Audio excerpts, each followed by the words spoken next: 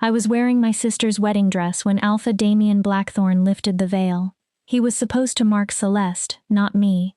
But the instant his eyes met mine, they turned a terrifying gold. 300 wolves gasped. Before I could explain, he caught my face, kissed me, and sank his teeth into my neck. Every wolf in the hall dropped to their knees, except me, because I had never shifted once in 23 years, and Damian looked less victorious than horrified. What had he just done? Chapter 1. The Wrong Bride. The wedding dress doesn't fit. Of course it doesn't. Celeste is taller than I am, fuller, softer in all the places people seem to notice first. The bodice hangs too loosely over my chest, while the hem tangles around my feet. Silver embroidery winds over the fabric, wolves racing beneath a full moon, and every shining thread feels like it's laughing at me. Hold still. My mother jerks the corset laces tighter. She's been crying. Not for me. Never for me. I can't believe she would do this today, Mother mutters. She's sick, Mother. My voice sounds calmer than I feel. The healer said she'd recover by noon. Mother works faster, pinning fabric, pulling seams, adjusting everything she can. That was 5 hours ago. Now there are 300 guests downstairs, an alpha waiting at the altar, and a treaty that collapses if we don't give him a bride. I don't remind her that I am not the bride. I'm merely the body they found to put inside Celeste's dress until she recovers from the strange illness that struck her this morning. I've learned that pointing out the obvious only makes Mother angrier. The veil should be enough, she says under her breath. Keep it down. Don't speak unless someone speaks directly to you. And for Moon's sake, Pamela, try not to look so. She gestures helplessly at my face. So what? Her mouth tightens. Plain. Plain. I almost laugh. It may be the kindest description she's ever given me. Celeste is sunlight made human. Golden hair, warm brown eyes that flash amber whenever her wolf rises close to the surface. Curves, confidence, grace. Visiting alphas have forgotten their own names while looking at her. I'm the opposite. Dark hair that refuses every curl. Gray eyes Father once called dead because they look too human. A narrow frame, sharp angles, and none of the effortless movement that belongs to wolves. And then there is the worst part. I'm barren. That is the real crime in my family. Not my inability to shift. There are late bloomers, even if I've never heard of one blooming, as late as 23. The unforgivable thing was discovered when I was 16. The healers said there was damage inside me. My womb was scarred by something they couldn't properly name. I would never carry a child. Never continue my father's bloodline. Never give a powerful wolf an heir. In Father's eyes, that meant I would never be useful. There. Mother steps away and studies me with the same look she gives spoiled food. It will have to do. Remember, you're only standing in for Celeste. The second she's well enough, we'll switch you back. Alpha Blackthorn won't know. But I will. Father will too. He appears in the doorway wearing his ceremonial robes, disappointment already carved across his face. Is she ready? He asks Mother as though I'm furniture. As ready as she can be. Father's jaw tightens. He has ruled the Lachlan pack for 30 years, surviving challenges through ruthlessness, strategy, and the complete absence of mercy. He has never forgiven me for being born incorrectly. His first child. His firstborn daughter. The child who should have been a son. Or at least a wolf. Anything except me. Listen carefully, Pamela.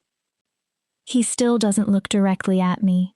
You will walk down the aisle. You will stand at the altar. When the priest asks the questions, you will nod.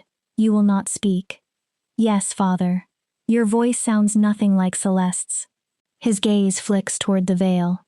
When the marking comes, he stops. Something flashes over his face. Fear? No.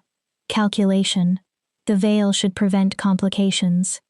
The marriage ritual is binding whether Blackthorn marks you immediately or your sister later. The treaty is what matters. Do you understand? Yes, Father. Pamela. Now he finally looks at me, and I understand exactly what I am to him. Not a daughter. A tool.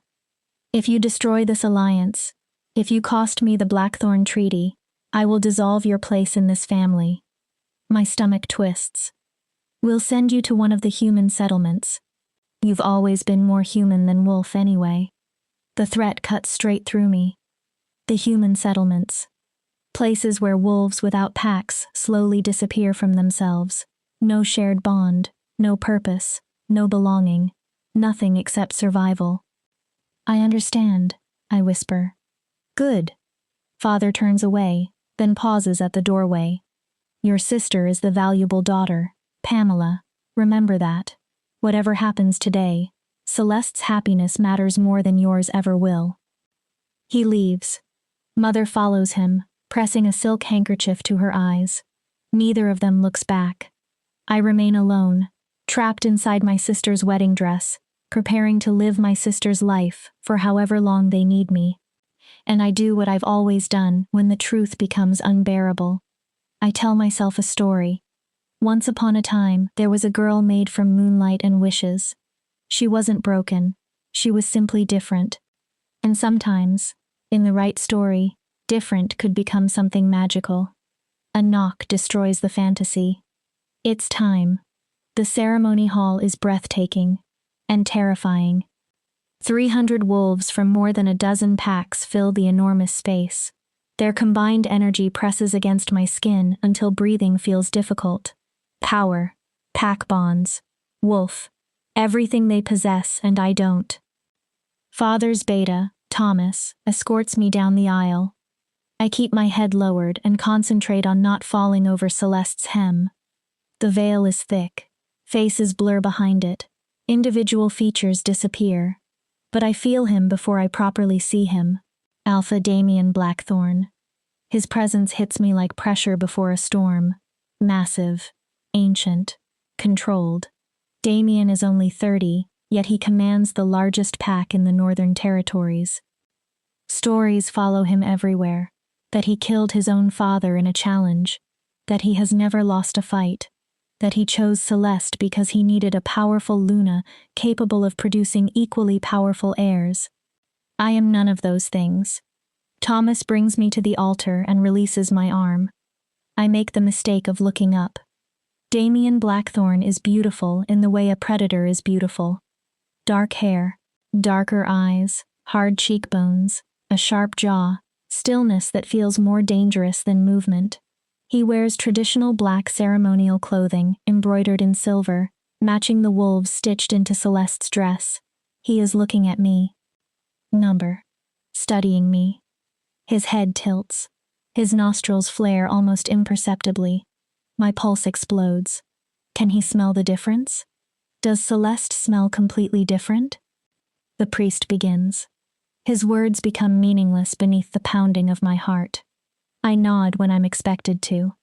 Offer my hand when instructed.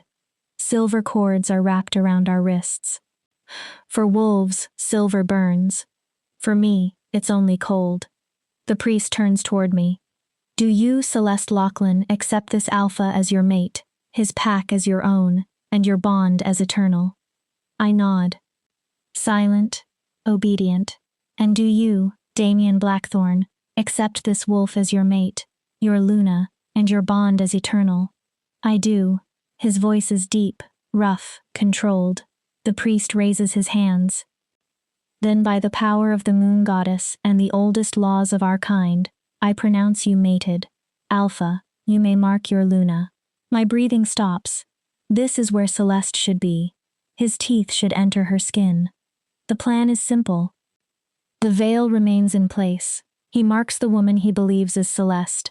When my sister recovers, our families arrange some private ritual and somehow repair the deception. At least, that's what Father promised. Damian moves closer. His hand rises. Toward my veil. No, this wasn't part of the plan. The priest said the veil could remain, but Damian's fingers are already beneath its edge. Slowly, he lifts it. The fabric slides upward. My face is revealed. Our eyes meet. His widen. And something impossible happens. A collective gasp races through the hall. Damian's eyes turn gold. Not ordinary wolf amber. Pure gold. Ancient. Primal. Terrifying. You. The word leaves him like recognition instead of a question. I'm sorry. I break father's command immediately. Panic crushes my throat. Celeste is sick. I never finish. Damian grabs my face with both hands and kisses me, as though he's drowning and I've become the first breath of air he's found. Shock freezes me. Then his canines descend. He bites. Pain explodes through my neck. The mark burns like lightning driven directly into my body. Every nerve catches fire. Someone screams. Maybe me. Maybe the crowd. The silver binding our wrists glows white. Then it shatters. All around us, 300 wolves drop to their knees. Every single one. Except me. Because Alpha Damian Blackthorn has just marked the wrong bride, and the woman standing beside him can't even shift. Chapter 2. The Beast's Bargain. Chaos erupts immediately. Father charges toward us. What have you done? He's shouting at Damian. But he's looking at me. The hatred in his eyes is so pure that for one terrible second, I forget how to breathe. You were supposed to. Silence. Damian doesn't shout. He doesn't need to. One word is enough. Father's mouth snaps closed. Power pours from Damian now, no longer hidden behind ceremonial control. It fills the hall until the air becomes heavy. This is what an alpha truly is. And Damian's hand remains against my neck, covering the mark that still burns beneath his palm. The ceremony is complete, the priest stammers. His face has gone white. The bond is sealed. I've never seen eyes turn gold like that. That only happens with true. I'm aware. Damian's voice is ice. His thumb moves over the mark. Fire races down my spine, and I barely stop myself from making a sound. My Luna needs rest. We are retiring. She's not your Luna. Mother's voice cuts through the silence. She's defective. She can't shift. She can't bear children. Damian turns. She's mine. The growl beneath that single word shakes the windows. Anyone who speaks against my mate answers to me. Is that understood? No one responds. 300 wolves barely breathe. Damian scans the room. When I look at his face, cold crawls through my blood. He doesn't look joyful. He doesn't look like a man who has discovered something miraculous. He looks furious, like a trap has closed around him. Like a plan has been destroyed. Like he understands that whatever happened between us has become a catastrophic mistake. Thomas steps forward, head bowed. Damian speaks without looking at him. Escort us to the bridal chamber. Empty the halls. I want everyone gone within 10 minutes. But the reception, now. The crowd disappears. Damian's hand slides from my neck to my elbow. His grip is firm but careful. He doesn't look at me while Thomas guides us through the corridors of the Blackthorn estate. This is Damian's territory, his home, and apparently mine now. I'm expected to live here, to serve here, to somehow become Luna to wolves who just watched their alpha mark the only woman in the territory who cannot transform. The chamber Thomas brings us to is enormous. Dark wood, heavy fabrics, a huge bed, a fireplace, bookshelves covering one wall, tall windows overlooking the forest. It should feel luxurious. Instead, it feels like the most beautiful cage I've ever seen. Thomas closes the door. We are alone. Damian releases me immediately and crosses to the window. His back is rigid. His shoulders are tight. I stand in Celeste's dress with the mark burning beneath my hair. The silence stretches until I can't endure it. I'm sorry. A bitter laugh leaves him. You're sorry. I didn't know this would happen. They said the veil would hide me. You were supposed to mark Celeste later, after she recovered. I was only meant to stand there until... Your family used you as a substitute. He still faces the window. A decoy bride. efficient. They didn't have a choice. The treaty required a Lachlan daughter. Any Lachlan daughter. Now he turns. The look in his eyes forces me back one step. Tell me something, Pamela. That is your name, isn't it? My stomach drops. The broken one. I swallow. Yes. Did you know what would happen when I lifted that veil? No, I swear. Because I did. I stare at him. He walks toward me. I knew the moment you entered the aisle. Your scent was wrong. Lighter. Too human. I knew you weren't Celeste. Then why did you lift it? He stops. His jaw flexes. I thought. He cuts himself off. It doesn't matter. Then why did you mark me? The question escapes before caution can stop it. If you already knew I wasn't Celeste, why? His voice drops. Because you looked at me. He's close now. Close enough that I can see gold still flickering beneath the dark brown of his eyes. Close enough that his scent fills my head. Pine. Smoke. Something wild. You looked at me, he repeats, and you weren't afraid. I don't speak. Every wolf in that room fears me. Your sister fears me. I could smell it in every letter she sent, every meeting we had. She wants the title, the authority. She wants to be Luna badly enough to tolerate me. His hand rises. I flinch. But he only moves a loose strand of hair from my face. You looked at me like I was simply a man, not a monster to survive, not a throne to conquer. His expression tightens. And like a fool, I thought perhaps. He doesn't finish. He doesn't have to. I understand. For one impossible moment, Damian thought I might see him differently, that I might become something other than the political wife he had agreed to take. Then he learned what I am. I'm barren. He needs the truth without decoration. The healers confirmed it years ago. I can't give you children. I can't give you an heir. And I can't shift. I've never shifted once. I don't even know whether there's a wolf inside me. I'm broken. He finishes the sentence for me. Yes. I look down. I heard your mother. Everyone did. His hand falls away. And now we're trapped. The mark? Permanent. His expression is unreadable. The bond is sealed. Undoing it would kill one of us. The words hit harder than the bite. Then you'll have to kill. You? His laugh is sharp. No, that would make me look weak. An alpha who couldn't control himself and marked the wrong woman? My pack would fracture. Challengers would come from every direction. Then what? My voice breaks. What are we supposed to do? For several seconds, he only watches me. Then he says something completely unexpected. Tell me a story. I blink. What? You heard me. He walks to the chair beside the fireplace and sits. I watched you before the ceremony.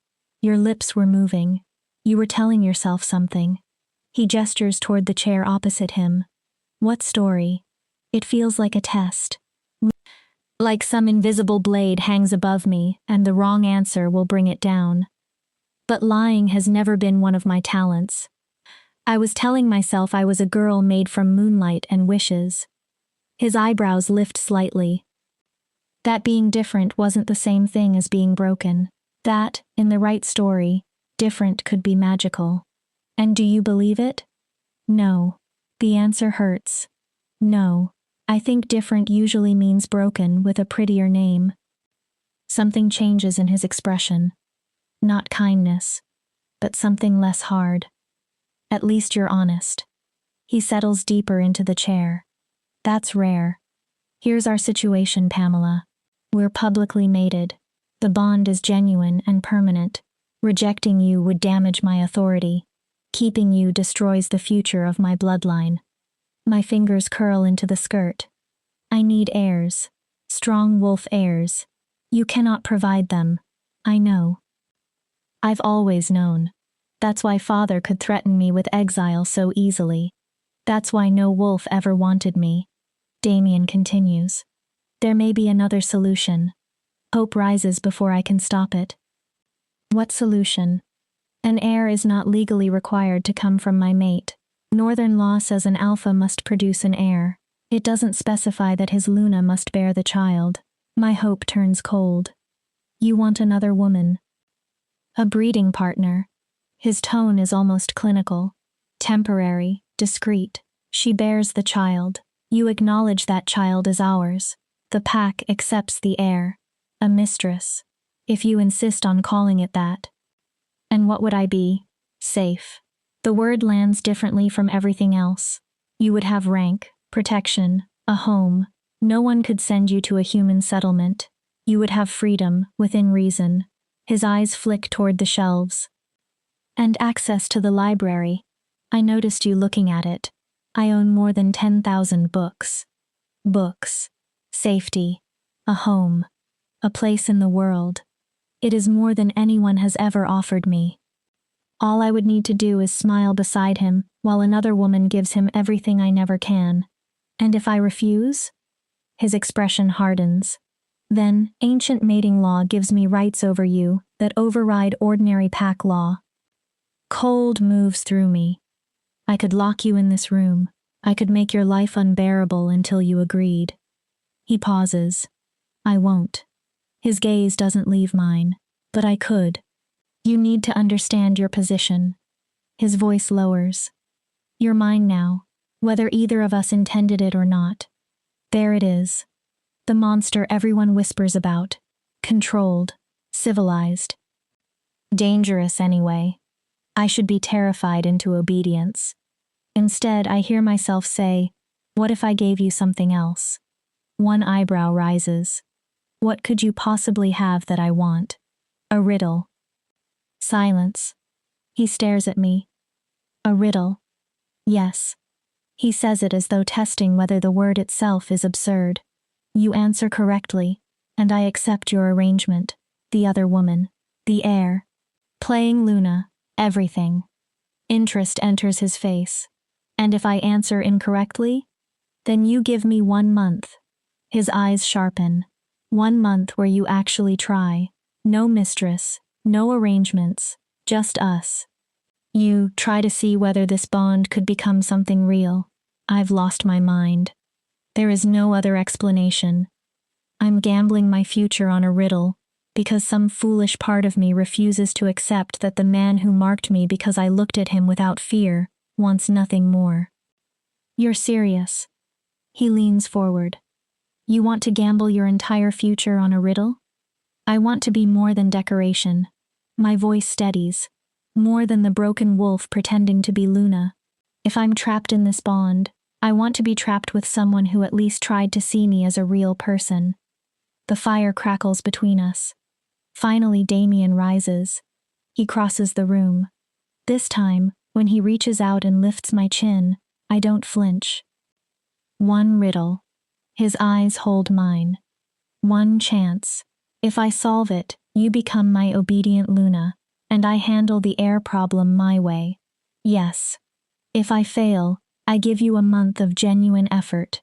Yes. Even if that month changes nothing? I understand. Even if you still end up alone in a beautiful cage while I do whatever the pack requires? I understand. A faint, dangerous amusement touches his mouth. Then ask your riddle, little mate. I draw a breath. I'm already marked. Already trapped. Already ruined by everyone else's standards. What is one more risk?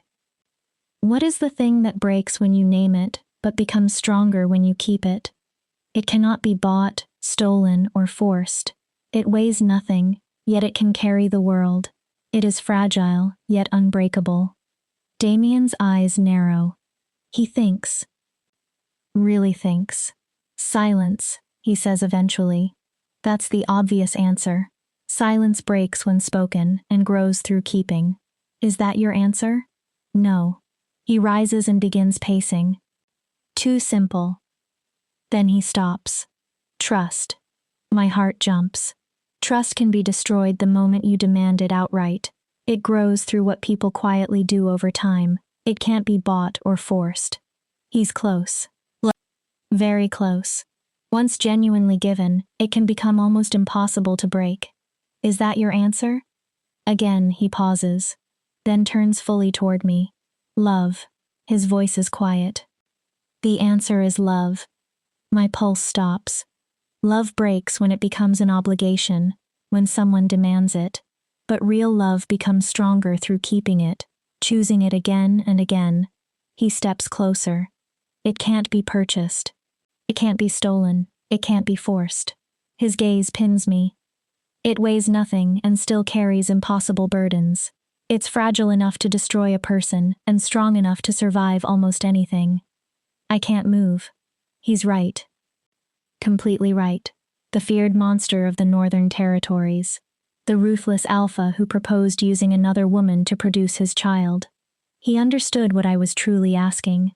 Could love exist inside something this damaged? You're right, I whisper. Something passes across his face.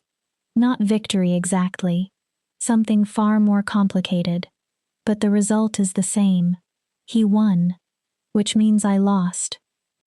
Then it's settled. His voice becomes businesslike again. You'll act as Luna. I'll keep the breeding partner discreet. The pack will see a united pair. You'll have your books and freedom. I'll have an heir. He walks toward the door. Everyone gets what they need. Everyone, I repeat. This is our wedding night. But we're not married in any meaningful sense. Damian. His hand stops on the door. It feels strange to use his name. Why did you answer? He doesn't turn. You could have forced me to accept your plan. You already said you had the right. For several seconds, he says nothing. Then, because you asked me to see you as real, Pamela. His voice is low. And real things deserve choices. The door opens. Even when the choices are rigged. Then he's gone. I'm alone in my sister's wedding dress, marked by a man who saw just enough of me to decide I wasn't worth choosing. I sit on the bed. And finally, I cry. The mark still burns. My chest hurts worse. I've gambled everything and lost. But beneath the grief, one stubborn thought refuses to disappear. He understood the riddle. He understood what I was truly asking. That has to mean something, doesn't it? I pull my arms around myself. 1 month. I give myself 1 month. 1 month to prove I'm more than barren, more than broken, more than the mistake everyone believes me to be. 1 month to make Damian forget about mistresses and clinical arrangements. 1 month to show him that this impossible bond might become the one thing neither of us knew we needed. The fire dies slowly. The mark throbs. And I begin planning. Because I've learned something from a lifetime of being unwanted. Broken things always have to fight harder to be kept. Chapter 3. The Nightly Ritual. I don't see Damian for 3 days. Servants deliver elaborate meals I barely touch. They prepare baths where I sit until the water turns cold. They bring clothes designed for a Luna, silks, soft wool, rich colors. Everything is beautiful. Everything suffocates me. On the 4th morning, an older woman walks into the room. She looks around 50. Silver threads her dark hair. Her eyes carry the weight of someone who has survived too much to bother pretending deference. She doesn't bow. Doesn't lower her gaze. I'm Margaret. She puts a tray on the table. Bread. Cheese. Fruit. Actual food instead of ceremonial meals. I was Luna before Damian's mother. I stare at her. What? Before she died giving birth to Damian. Before his father lost himself to grief. Why are you telling me this? Because you need to understand the family you've just entered. Margaret settles into Damian's chair beside the fire. Blackthorn Pack has effectively been without a proper Luna for 30 years. After his mate died, Damian's father rejected everything the bond had meant. He ruled alone. Her mouth hardens. And cruelly. Damian killed him. Yes. Margaret meets my eyes. But not for power. He killed him as an act of mercy. His father was tearing the pack apart. I don't understand what that has to do with me. Don't you? She studies me. You're barren. You can't shift. By every traditional measure, you're the worst possible Luna for the strongest pack in the north. I look away. And Damian marked you anyway. The mark pulses. It does that whenever someone says his name. Warmth spreads beneath my skin like the bond itself is reaching for a man who doesn't want me.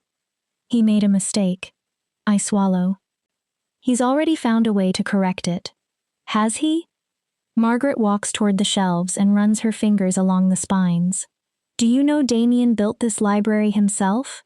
Built? Not merely paid for it. He designed much of it, collected books for 5 years from wolf territories, human settlements, traders, anywhere he could find them. She turns. Do you know why? I shake my head. His mother loved stories. She used to read and sing to him before he was born. After she died, his father burned every book in the estate. My chest tightens. He said stories were lies, that only strength mattered. So Damian waited until he was powerful enough.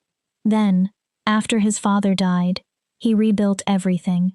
This library became a monument to the mother he never knew, and to every soft part of himself his father tried to destroy. I look at the shelves differently. Not decoration, memory, defiance. He put you in this room, Margaret says. The only room with direct access to his library, a room no one else uses. This is the bridal chamber. No. I turn. What? The actual bridal chamber is 3 doors away, bigger bed, balcony, more gold than any sane person needs. A sad smile touches her mouth. This is Damian's private study. My heart stumbles. His sanctuary. He needed somewhere to put me. Perhaps. She moves toward the door. But he'll come tonight. How do you know? Because he's been spending 3 days trying to find the courage. Her expression becomes serious.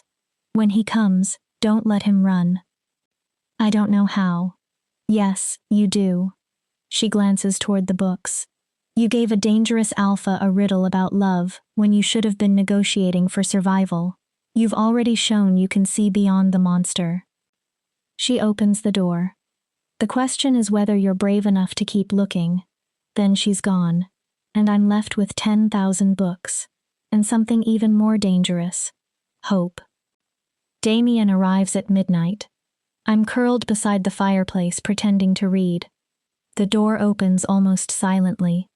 He steps inside wearing none of his formal alpha clothing. Dark trousers. A loose shirt. Bare feet. Without armor he looks younger. Less like a weapon. Almost human. You're awake. So are you. Pack work. He remains near the door. Ready to escape. I wanted to make sure you had everything you need. I have food, books, and apparently a room that isn't actually the bridal chamber. His jaw tightens. Margaret. She told me it's your study. Margaret talks too much. Why did you put me here? Because. He stops, then tries again. Because you asked me to see you as real. My breathing stills.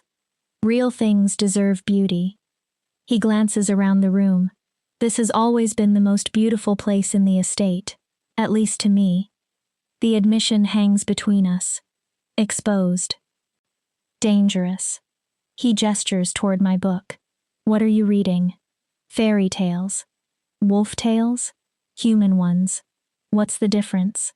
I touch the worn cover. Wolf stories are usually about order. Alpha and Omega, strength and weakness, the powerful, protecting those beneath them. And human stories? Transformation. I smile faintly. Beasts becoming princes. Curses broken by love. Broken people becoming whole. Which do you prefer? The question feels more important than it should. I used to prefer wolf stories. The rules were clear. I meet his eyes. But now I think humans understood something wolves sometimes don't. What? Being broken doesn't have to be the end. He watches me. Sometimes the beast is still a beast at the end of the story. Maybe that's fine. Because love isn't always about changing someone. My voice softens. Sometimes it's about accepting what they already are. Damian finally walks toward the second chair. He sits opposite me. 4 nights ago, we sat in exactly these positions negotiating the terms of my prison. Tonight there is no bargain, only silence. Then, read to me. I blink. What? You wanted 1 month of genuine effort. There is something raw in his expression. I'm trying. I open the book. My hands tremble. I choose Beauty and the Beast. At first my voice sounds stiff, but gradually I forget to be afraid. Damian listens without moving. When I finish, silence settles between us. The Beast lets her leave, he says. Yes. Even though losing her might kill him. Yes. He loves her enough to give her freedom. I nod. That's not how our world works. His eyes darken. Bonded wolves don't simply release each other. Separation can drive mates insane. It's only a story. Is it? He leans forward. Or is it a map? A way to imagine what love might become if we weren't all terrified of losing control. I have no answer. But something changes. Not the bond. The bond is always there, pulling beneath my ribs. This is quieter. Something chosen. At the door, Damian pauses. Tomorrow. Same time. You want another story? I want. He looks away. I want to understand why a woman who has never been properly loved would gamble everything on a riddle about love. He opens the door. Maybe your stories can explain it. Then he leaves. I sit there staring at the book. He's coming back. He wants to understand me. It isn't love. Not yet. Maybe never. But it is a beginning. And for someone who has spent her whole life being treated like nothing, a beginning feels almost like everything. It becomes our ritual. Every night at midnight, Damian comes. Every night, I read. Fairy tales. Myths. Poetry that makes his face do strange, complicated things. He never stays longer than an hour. He never touches me. He never mentions the breeding partner. We simply sit together. And slowly, so slowly I almost miss it, something grows. On the 7th night, he carries a book. Read this. The volume is small. It's leather soft from age. It belonged to my mother. I take it carefully. The story is about a wolf who falls in love with the moon. Every night he howls for her. He knows she will never descend to him. He knows he can never climb high enough to reach her. But he howls anyway. Because some love is worth the impossibility. When I finish, tears sting my eyes. My mother used to say my father was her moon, Damian murmurs. Impossible to reach, but worth howling for. He stares into the flames. Then she died. His voice changes. And he couldn't bear the howling anymore, so he stopped listening to anything soft. Is that why you created the library? Partly. He rests his forearms on his knees. The world kept trying to turn me into him, hard, closed, convinced that tenderness was weakness. He looks at me. But you walked toward me in a dress that didn't fit, prepared to marry a monster, and you were telling yourself some ridiculous story about moonlight. I almost smile. It was ridiculous. It was soft. His voice becomes quieter. Beautiful. He takes a breath. I thought that if someone who had been broken as many times as you could still choose something soft, maybe I could choose it too. I don't know what to say to that. So I do what I always do. I tell him a story. Once upon a time, there was a beast who lived in a castle filled with books. Damian becomes still. He collected stories because he'd forgotten how to tell his own. Then one day, a girl arrived. I look directly at him. She couldn't shift. She couldn't have children. She couldn't become anything the world expected from her. His breathing changes. She should have feared the beast. I continue. But she noticed something nobody else did. The beast was broken too, trapped too, desperate for someone to see the man beneath the monster. And what happened? His voice is rough. I don't know. You don't? The story isn't finished. Then how does it end?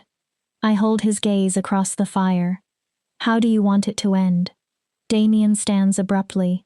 For one terrible second, I think I've destroyed everything. Then he crosses the room.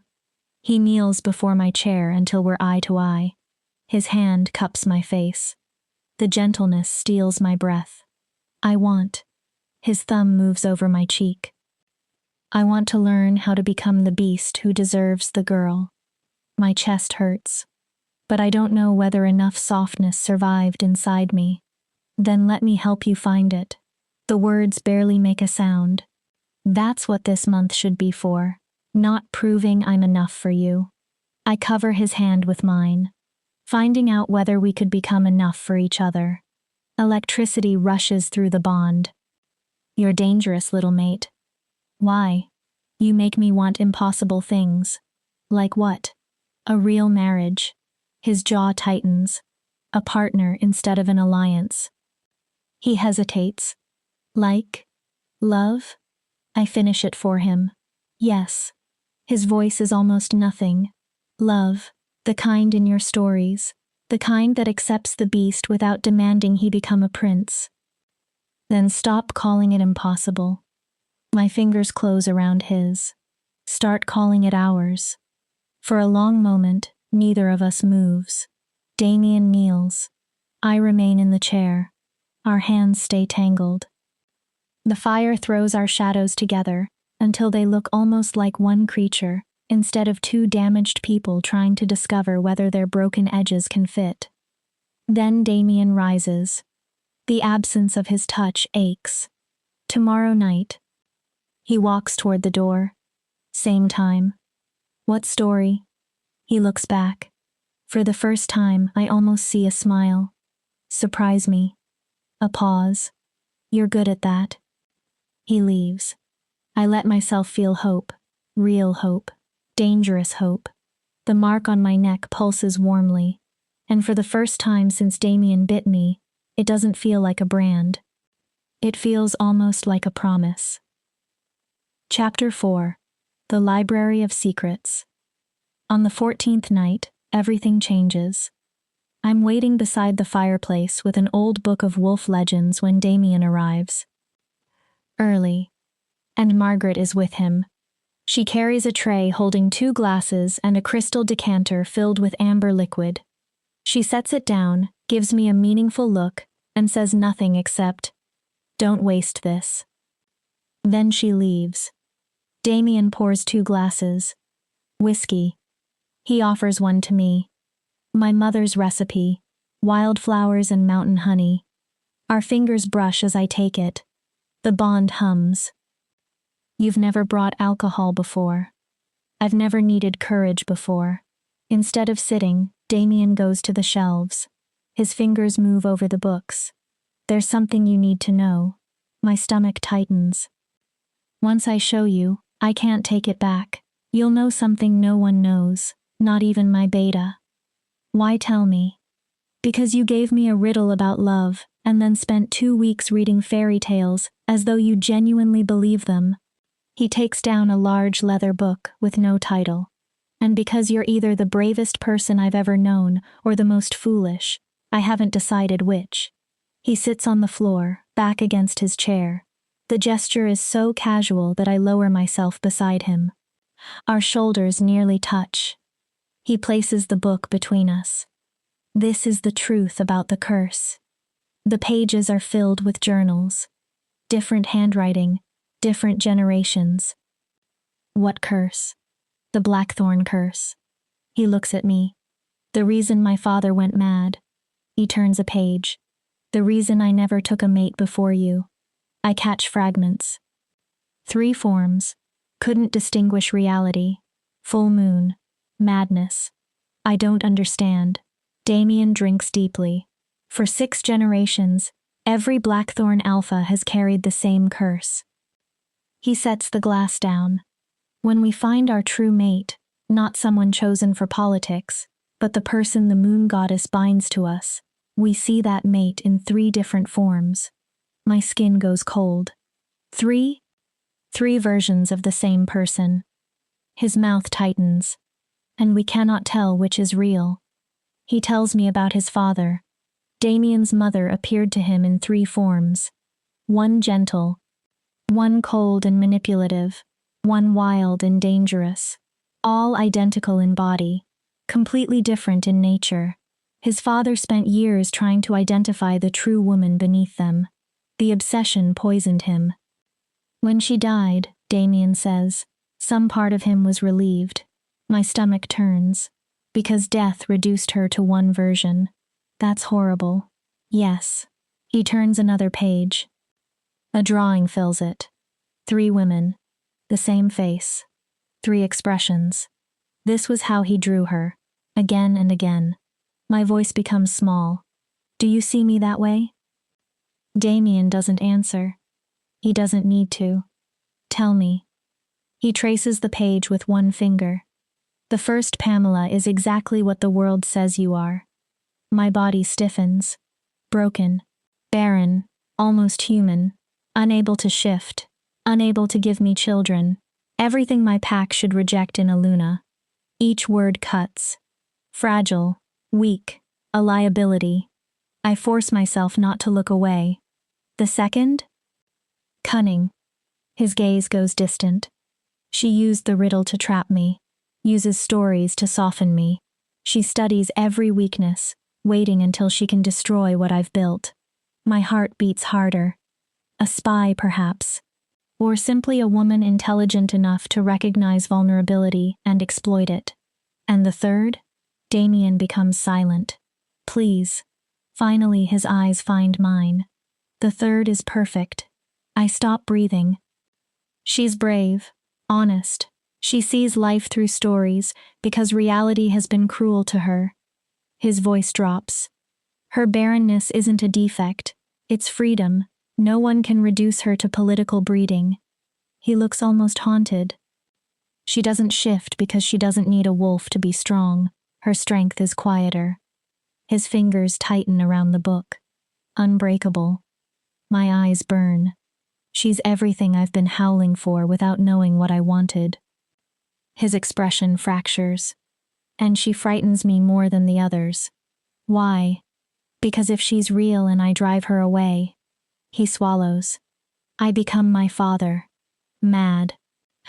Alone. Destroyed by the loss. Which one do you believe? That's the curse. His voice cracks around my name. I don't know, Pamela. Every time we sit together, he sees all 3.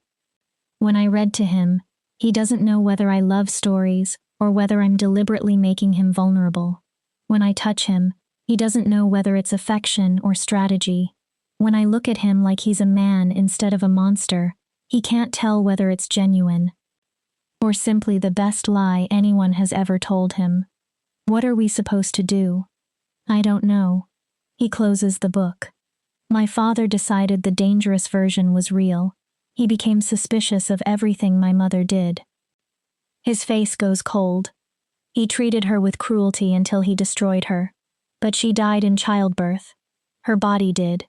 His eyes lower. I've read her journals. Her heart died long before Damian Blackthorne was born. Understanding comes slowly. That's why you offered the arrangement. Partly. He looks at me.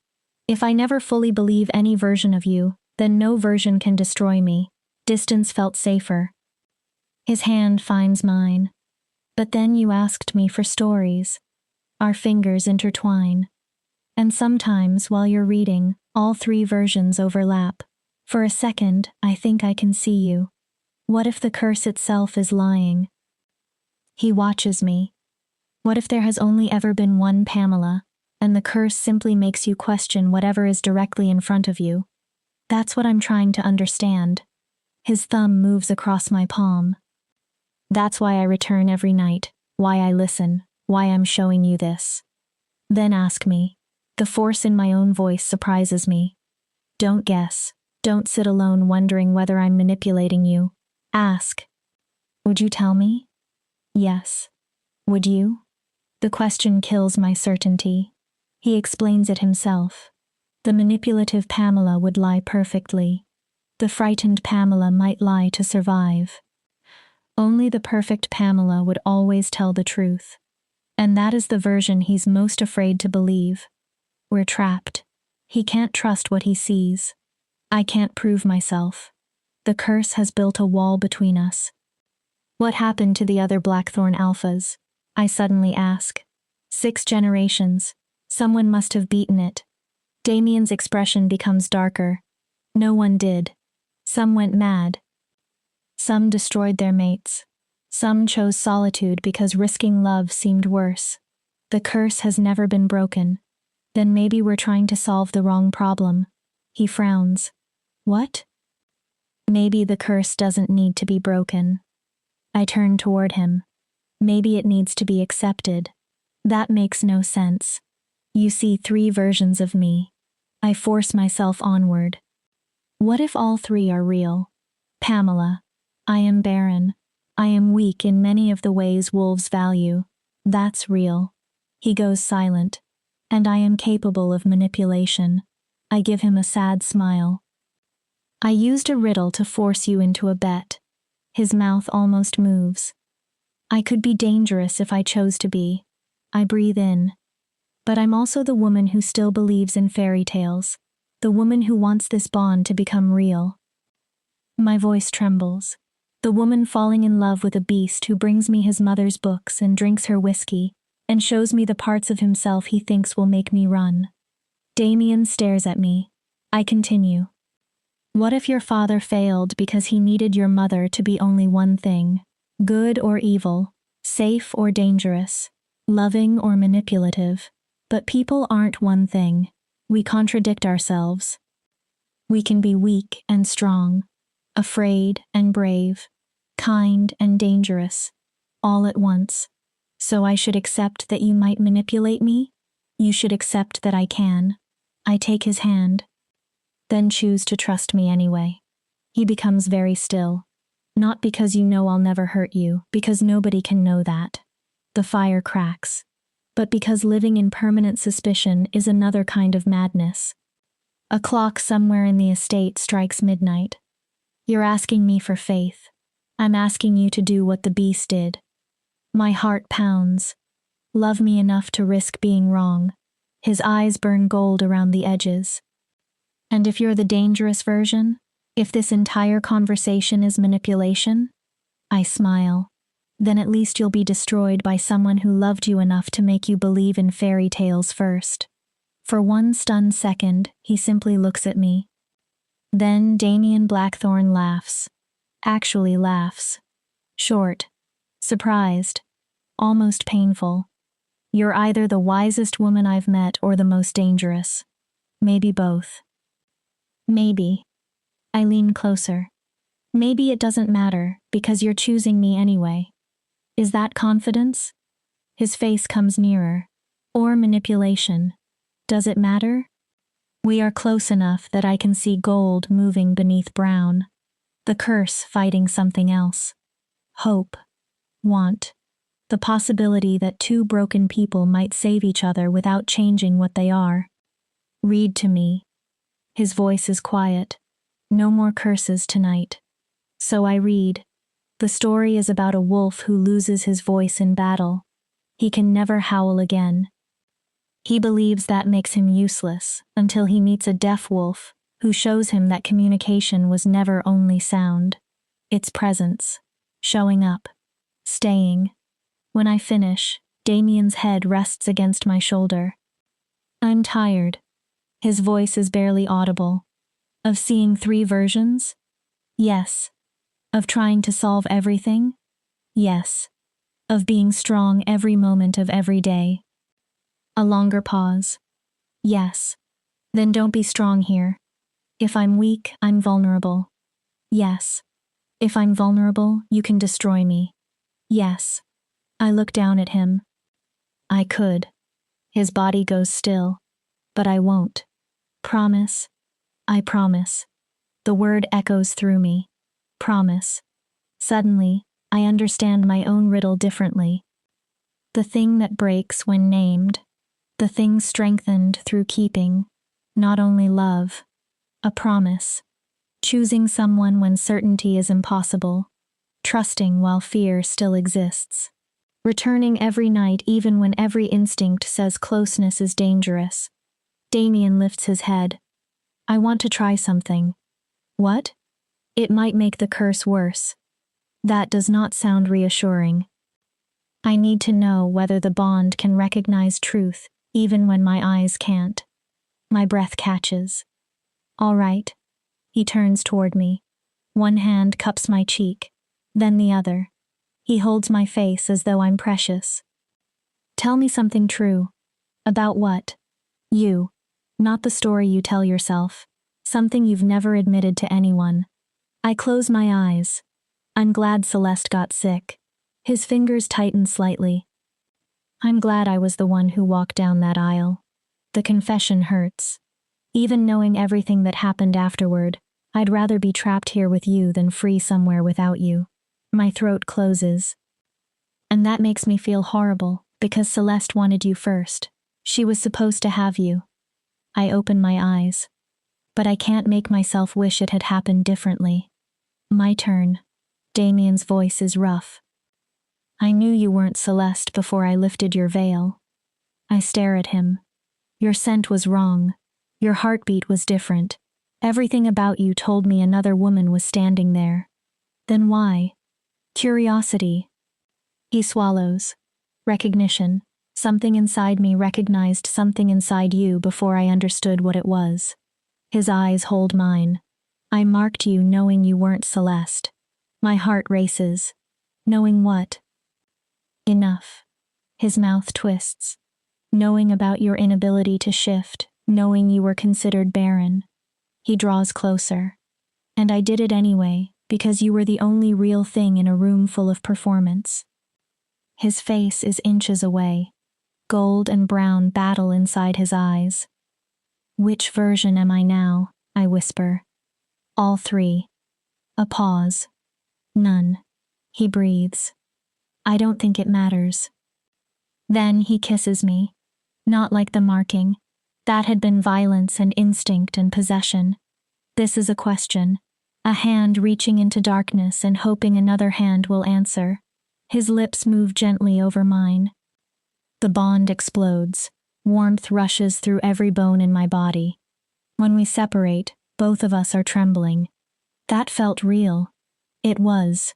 All three versions were there. Then maybe we're all real. He rests his forehead against mine. I'm still afraid. So am I. That I'm choosing wrong. Then be afraid with me. I touch his face. Don't run yet. He closes his eyes. How many days remain in your month? 14. Not enough. No. Not enough time to unlearn an entire lifetime. Then we take longer. I almost laugh. A year. 10 years. Whatever we need. And the pack? The pack needs a Luna who exists, not decoration hidden inside a beautiful room. I hold his gaze. And they need an alpha who isn't afraid of every soft part of himself. Bloodlines matter. So do people. I move closer. Maybe we matter more than whatever everyone says we're supposed to become. Damian studies me. I wonder which Pamela he sees. Then he smiles. Really smiles. The change in him is astonishing. You're going to ruin me. Completely? Utterly. Is that bad? I don't know yet. His hand closes around mine. Ask me again in 14 days.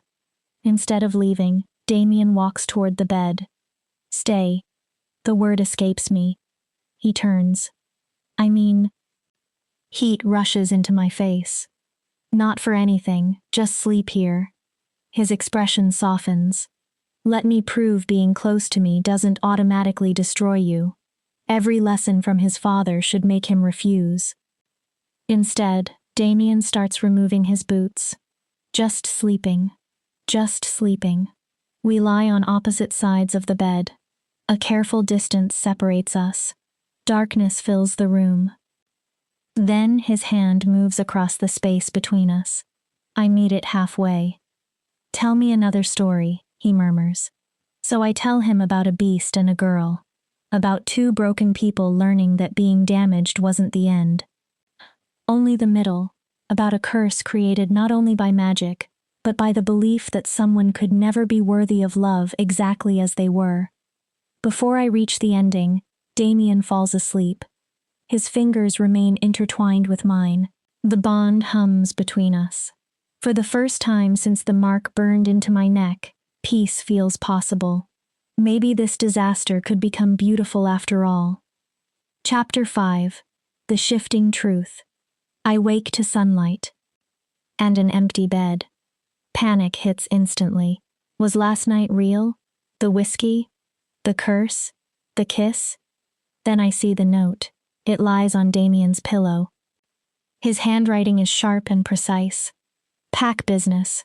Back by nightfall. The library is yours. All of it, not only this room. Margaret knows where everything is. Try not to burn the castle down while I'm gone. D. I smile. When I notice the smaller line beneath it. P.S. You talk in your sleep. You said my name 17 times. I counted. My entire face burns. I fold the note and hide it inside the fairy tale book like a pressed flower. Proof. Margaret arrives with breakfast. One look at me and she knows too much. He left whistling. What? I've worked here 33 years. She pours tea. I've never heard Damian Blackthorn whistle. It was one night. Margaret smiles. With true mates, it's never only one night. She sets down the pot. He told me to show you the rest of the library. The rest? All 12 rooms. I almost dropped my cup. 12? Did you think 10,000 books fit in one study? Her smile becomes wicked. Come. A hidden doorway is concealed behind one of the shelves. Of course there is a hidden doorway. Margaret opens it. Beyond lies a corridor lined from floor to ceiling with books. Rooms branch away from it. Wolf history, human philosophy, ancient languages, poetry, warfare, healing, cooking, art. He built it like a mind, Margaret tells me. Each room holds another part of himself. When Damian's father was alive, Damian used to disappear here for days. The library was his refuge from cruelty. Eventually, Margaret brings me to a room labeled Mothers. Inside are pregnancy guides, collections of lullabies, books of stories mothers tell children. At the center stands an old rocking chair polished smooth from use. His mother's. Margaret's voice changes. The only thing his father didn't burn. Why? Because we hid it. She touches the wood gently. Damian found it 20 years later. My throat closes. He sits here sometimes. When he thinks nobody knows. I imagine the most feared alpha in the north sitting alone in this chair, trying to remember the voice of a mother he never heard outside the womb. Why show me this? Because Damian won't. Margaret faces me. He'll show you danger, the curse, violence, everything impossible about loving him. Her gaze softens. He won't show you the lonely boy. I look around. You asked for a month of truth. This is the truth. She gestures toward the hidden library. All 12 rooms, not merely the beautiful ones. I spend the entire day exploring. In the history room, I find records of the Blackthorn curse. 6 generations. Alphas driven mad. Mates destroyed.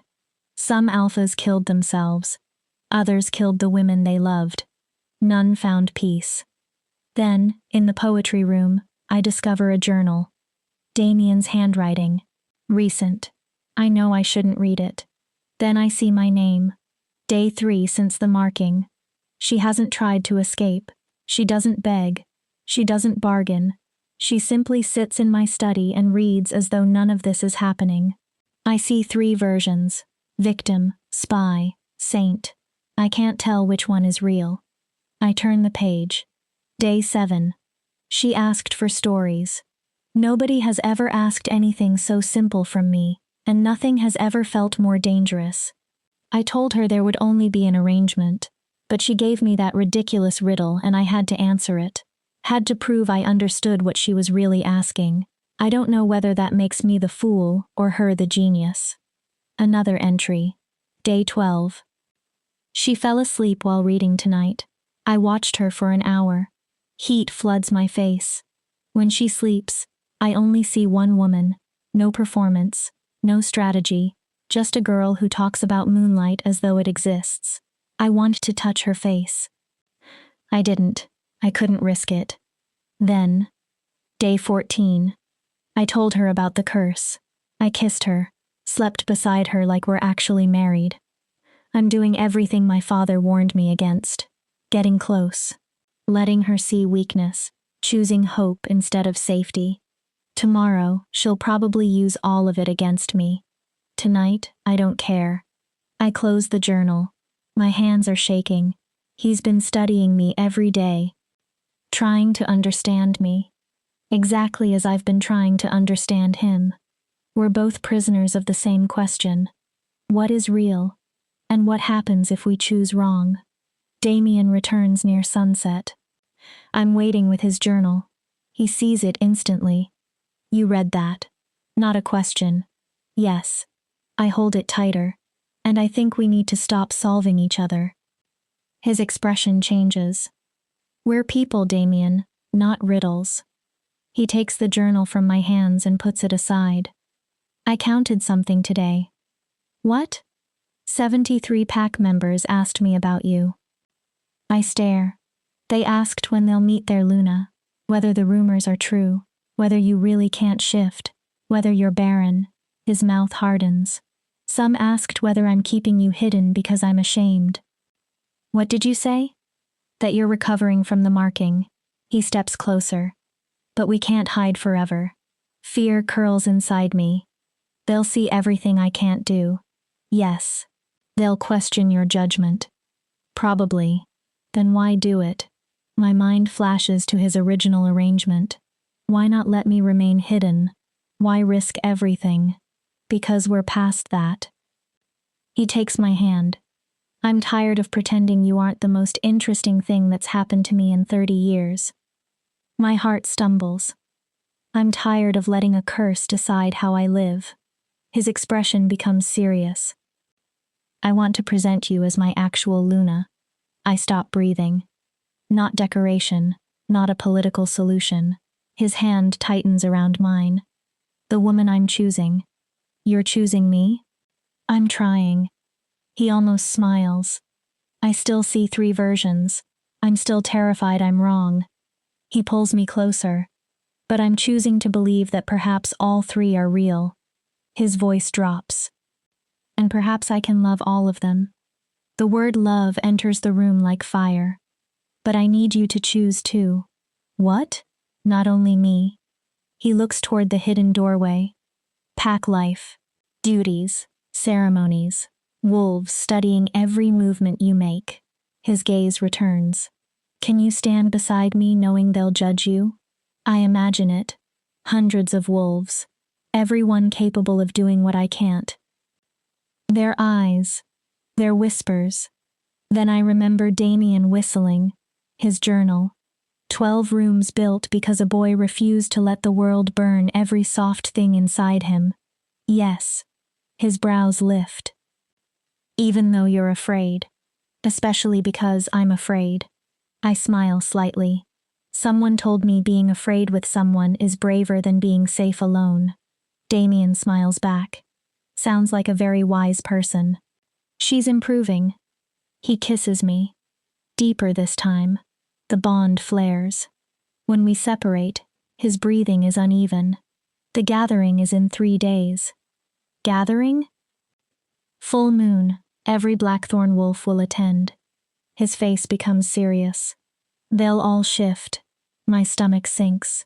And I'll be the only human. Yes. They'll think I'm weak. Let them. Something fierce enters his face. You're truly going to stand beside me exactly as you are? No apologies. His gaze sharpens. Is that the brave Pamela or the manipulative one? I don't know anymore. A pause. Maybe it doesn't matter. Maybe not. The next 3 days blur together. Margaret brings a seamstress. This time, the dress is mine. Deep midnight blue. Silver moons instead of wolves. If you can't shift, Margaret tells me, then the moon becomes your symbol. The moon? The thing wolves howl for. She adjusts my collar. The thing they need and can never possess. Damian teaches me protocol. Ranks. Greetings. Commands. How to stand without shrinking when every instinct tells me to disappear. You're Luna, he reminds me. Everyone except me ranks beneath you. That feels absurd. Get used to it. I can't fight them. You don't need claws to have authority. He lifts my chin. Stop apologizing for existing. At night, our ritual continues. Stories. Whiskey. Conversations until sunrise. Damian tells me about challengers he's killed. About leadership. About nights he wanted to abandon everything. I tell him about Celeste's first shift. How I watched my younger sister become a wolf while I remained exactly the same. I tell him about the healer. The barren womb. Father's face closing when he heard. Then I tell Damian about the threat before the wedding. He said he'd exile you? Damian's voice turns dangerous. If I ruined the alliance. I shrug. It wasn't much of a threat, more a fact. I'm not very useful among wolves. You're not leaving. His grip tightens around my hand. You're mine now. I look at him. My mate. My Luna. My responsibility. His eyes flash. Your father has no authority over you anymore. Possessiveness should feel like another cage. Instead, for the first time in my life, it feels like someone standing between me and the people who have always considered me disposable. The night before the gathering, Damian comes at dinner instead of midnight. He's formally dressed. Come with me. He leads me through all 12 library rooms. Beyond them is another door. Silver locks cover it. The kind designed to burn wolves who touch them without permission. This was my father's room. Damian's voice becomes quiet. I have never brought anyone inside. Why now? Because if you're going to become my Luna completely, you need to see everything. He unlocks it. The room beyond is a nightmare. Hundreds, perhaps thousands of drawings cover the walls. The same woman. Damian's mother. 3 versions. Kind. Cruel. Wild. Again and again. Like his father tried to draw his way towards certainty. Then I see the writing. Dark ink scrawled over walls. Accusations. Theories. Paranoid fragments. She's poisoning me. Version 1 makes me weak. Version 2 wants my throne. Version 3 is the goddess testing me. If I choose wrong, everyone dies. The words spiral until they barely resemble language. He lived here during his final year. Damian's voice sounds hollow. He stopped eating, stopped sleeping. I can't look away. He drew her endlessly, trying to solve something that couldn't be solved. His hands clench. When I killed him, there was almost nothing left. Just a ghost haunted by 3 women who were all the same woman. He looks at the walls. This is what scares me. Damian, this is my inheritance, Pamela. He turns toward me. Every night I spend with you. Every moment I start believing in you. Fear is naked in his eyes. I wonder whether I'm walking closer to this room. I take his hand. Then don't walk alone. He stares at me. That's what destroyed him. I step closer. Not only the curse, the isolation. My fingers close around his. He locked himself away because alphas aren't supposed to admit fear. Damian's throat works. But you aren't alone. What if that isn't enough? Then go mad with me holding your hand. A startled sound leaves him. I'm serious. I squeeze his fingers. Go mad with midnight stories. Whiskey. A woman who apparently says your name 17 times while sleeping. His mouth twitches. But don't become him by locking yourself inside a room and believing certainty is possible. I look around. Maybe that's the real curse. What? Believing you have to choose only one version. Damian pulls me into his arms, hard enough that breathing becomes difficult. You're unlike anyone I've ever met. Is that the flattering version talking? Both. His voice vibrates against my hair. Always both. Surrounded by the evidence of his father's madness, I make him a promise. Tomorrow I'll stand beside you. His arms tighten. As Luna, not perfectly, not like Celeste would. I look up at him. As me. Broken. Barren. Almost human. Exactly as I am. And if they see weakness, we prove them wrong. Damian kisses me. Here, in the room where his father's love turned into madness, it feels like we're rewriting the ending. When we leave, he locks the door. I'm never coming back inside. Good. He looks at the key. But I'm keeping this. Why? To remember that isolation was the real danger. He looks at me. And that you pulled me out before I knew I was drowning. That night, we don't read. We lie together in darkness. The bond hums. I'm still seeing 3 versions, Damian admits. I know. I'm still afraid. I know that too. Tomorrow, I'm going to tell 300 wolves that you're mine, that I choose you, that they'll respect you or answer to me. Very alpha. It is. His fingers move over my shoulder. But it's also just me trying to choose you in whatever imperfect way I know how. I smile into the darkness. That's all I wanted. A cursed alpha who may go mad. A cursed alpha who builds libraries for his mother. I move closer and write secret journal entries. He groans and whistles. Margaret told you. Of course. He laughs quietly. You're either going to save me or destroy me, Pamela Blackthorne. The name stops me. Blackthorne? Do you want it? I think about Pamela Lachlan, disposable daughter. Broken firstborn, the substitute bride. Then Pamela Blackthorne, mate to a cursed alpha, keeper of stories. Possibly Luna of the most powerful pack in the north. Yes. My voice is certain. I want it. Then it's yours. We fall asleep newly named, newly chosen, terrified of tomorrow, but terrified together. And somehow that changes everything. Chapter 6. The Gathering.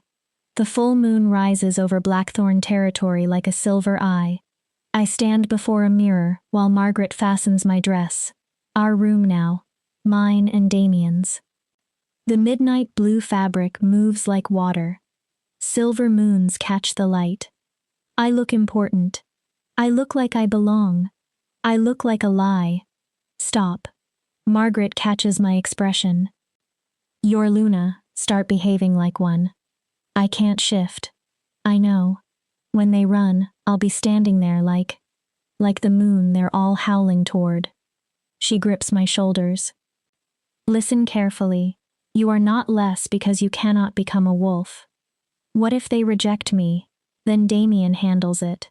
That's reassuring. It's what alphas do. Her expression softens. But I don't think they'll reject you. Why?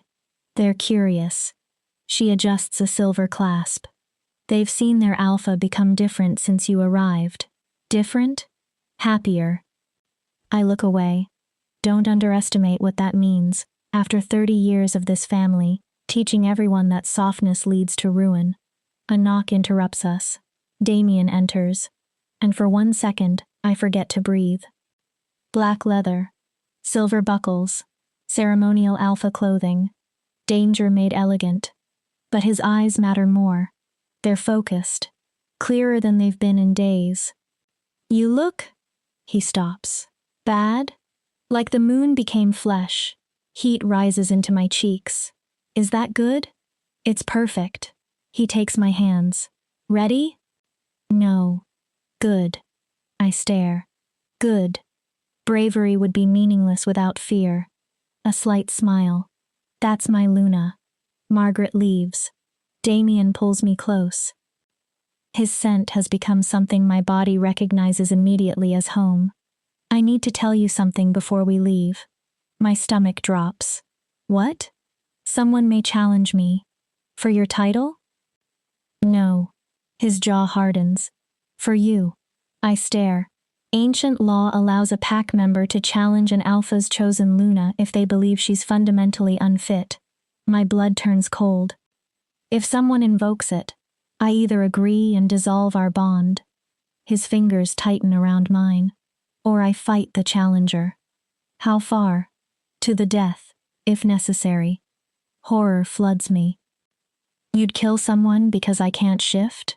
You're not broken. That wasn't my question. Yes. He says it with frightening calm. I would kill anyone who tried to take you from me. I need you to understand what tonight means. His expression becomes Alpha Damian again.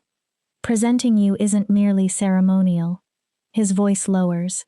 It's a declaration that nobody decides whom I choose. Maybe we should wait. No. The answer is immediate. No more hiding you. His eyes flash. No more pretending you're someone else. He lifts my chin. Tonight they meet Pamela Blackthorne exactly as she is. And if they hate me, they answer to me. The man who killed his father stands before me. The ruthless alpha. The feared predator. I should feel endangered. Instead, I feel safe. All right. I take his hand. Let's go. The gathering grounds lie deep in Blackthorn Forest. 300 wolves wait beneath the moon in human form, most wearing little because they're preparing to shift. They fall silent when Damian and I emerge. Their attention lands on me with physical weight, assessing, judging, finding every flaw. Damian's hand rests firmly against my lower back. At the clearing's center is a raised stone platform worn smooth by generations. He guides me onto it, then faces his pack. Blackthorn pack. His command rolls through the clearing. I present Pamela Blackthorne. He takes my hand. My mate. A pause. Your Luna. Silence. Then a voice. She can't shift. No. Damian doesn't flinch. She can't. She's Barren. An older woman calls from the crowd. The Lachlan healers confirmed it. True. Murmurs spread. I hold myself upright. Then a young male steps forward. Why? Damian's gaze hardens. The male continues anyway. Why would you mark someone who can't hunt, can't fight, can't give us heirs? Careful, Thomas. So this is Thomas. The same young wolf who has apparently been muttering about me for days. You're questioning your alpha. I'm questioning your judgment. Several wolves react. Thomas doesn't retreat. We deserve a Luna capable of leading us. Our enemies will see a human beside you and think Blackthorn is weak. A few wolves nod. My heart pounds. This is the challenge. Before Damian responds, another voice cuts across the clearing. And what exactly do you believe a Luna is? Margaret steps forward. The crowd parts. Even former Lunas keep authority. A womb. Her voice sharpens. A fighter. Thomas turns toward her. We need heirs. You need to remember history. Margaret's words crack like a whip. Damian's father had a Luna who shifted beautifully. She gave him a strong son. Her eyes sweep over the pack. And he nearly destroyed every one of you. The crowd becomes uncomfortable. They remember. Why? Margaret asks. Because he believed strength meant bloodline, violence, certainty. She points toward me. Pamela can't give you heirs. She cannot hunt as a wolf. My stomach tightens. But I've watched her. Margaret's tone changes. She sees your alpha as a man instead of a weapon. A few wolves glance at Damian. She pulled him out of the isolation he's lived inside since taking this pack. Then Margaret smiles. She made him whistle. Laughter ripples through the clearing. Damian looks murderous. I bite my lip. When did any of you last hear your alpha whistle? More wolves smile. So yes, Margaret continues. Pamela is different. She isn't the Luna we expected. Her eyes become fierce. Maybe she's the Luna we need. Silence returns. Then Damian takes over. I killed my father because he taught me that softness was weakness. His hand finds mine. That love made leaders vulnerable. He looks directly at Thomas. Pamela has shown me another form of strength. The bond pulses, choosing what is unexpected. He scans his pack, accepting what is different. His voice becomes quieter, perhaps even loving it. He steps forward. You want to challenge my decision, Thomas. Thomas goes pale. Then challenge it properly. Damian's eyes burn. You and me, shifted combat. The entire clearing stills. To the death. Winner decides whether Pamela stays. Thomas says nothing. He's strong, young, not suicidal. Damian's mouth curls. I thought not. He looks around. Anyone else? No one moves. Then Damian's voice becomes pure command. Kneel. One heartbeat passes. 2. Margaret kneels first. One by one, others follow. Some instantly, others reluctantly. 300 wolves lower themselves beneath the moon, acknowledging me. Almost all. Thomas remains standing. His jaw is locked. Thomas.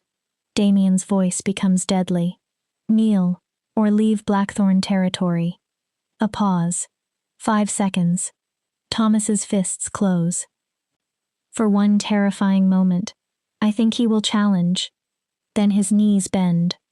Slowly. Every inch of surrender seems to hurt. When he finally kneels, Damian speaks. The Luna accepts your acknowledgement. He turns to the others. Rise. Then the shifting begins. Bodies transform everywhere. Bones alter. Skin becomes fur. Human voices vanish into growls and breath. Within moments, 300 wolves surround me. Gray, brown, black, red, large, deadly, and I remain at the center in human form. Damian shifts last. His wolf is enormous, pure black, gold-eyed, nearly twice the size of those nearest him. Power radiates from him.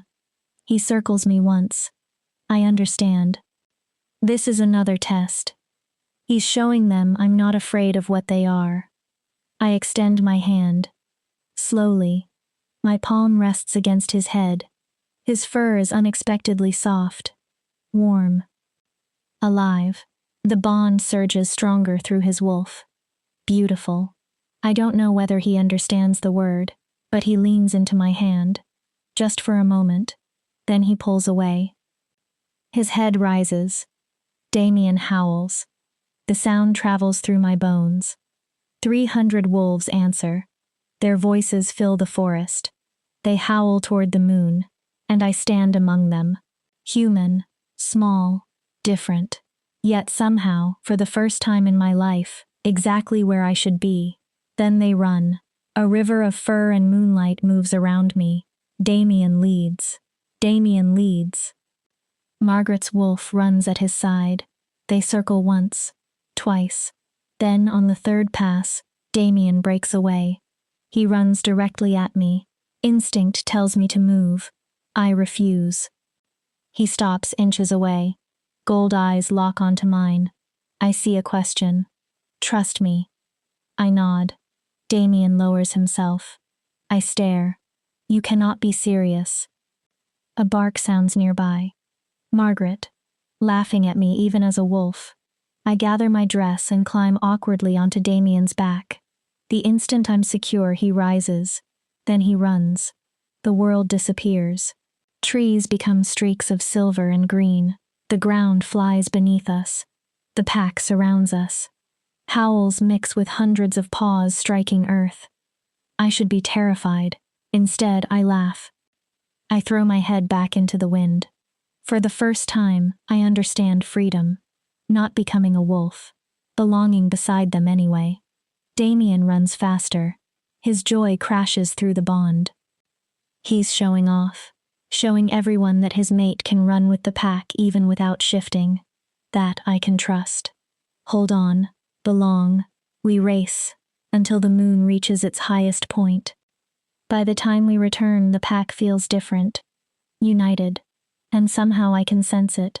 Not only my bond with Damian, something wider, the invisible threads connecting Alpha to pack. The wolves shift back. People begin laughing. Damian transforms last, which means one moment I'm sitting on a giant black wolf. The next I'm sitting on a naked alpha. I jump off so fast the entire pack erupts in laughter. Damian grins. Actually grins. Forgot to warn you. You're horrible. He pulls me against him without showing the smallest concern about his nakedness or our audience. Did you feel it? His voice is for me alone. The pack bond? I nod. Somehow, impossibly, I did. I felt curiosity, acceptance, lingering doubt, but beneath all of it, belonging. You're truly Luna now, Damian whispers. They accepted you. Not everyone.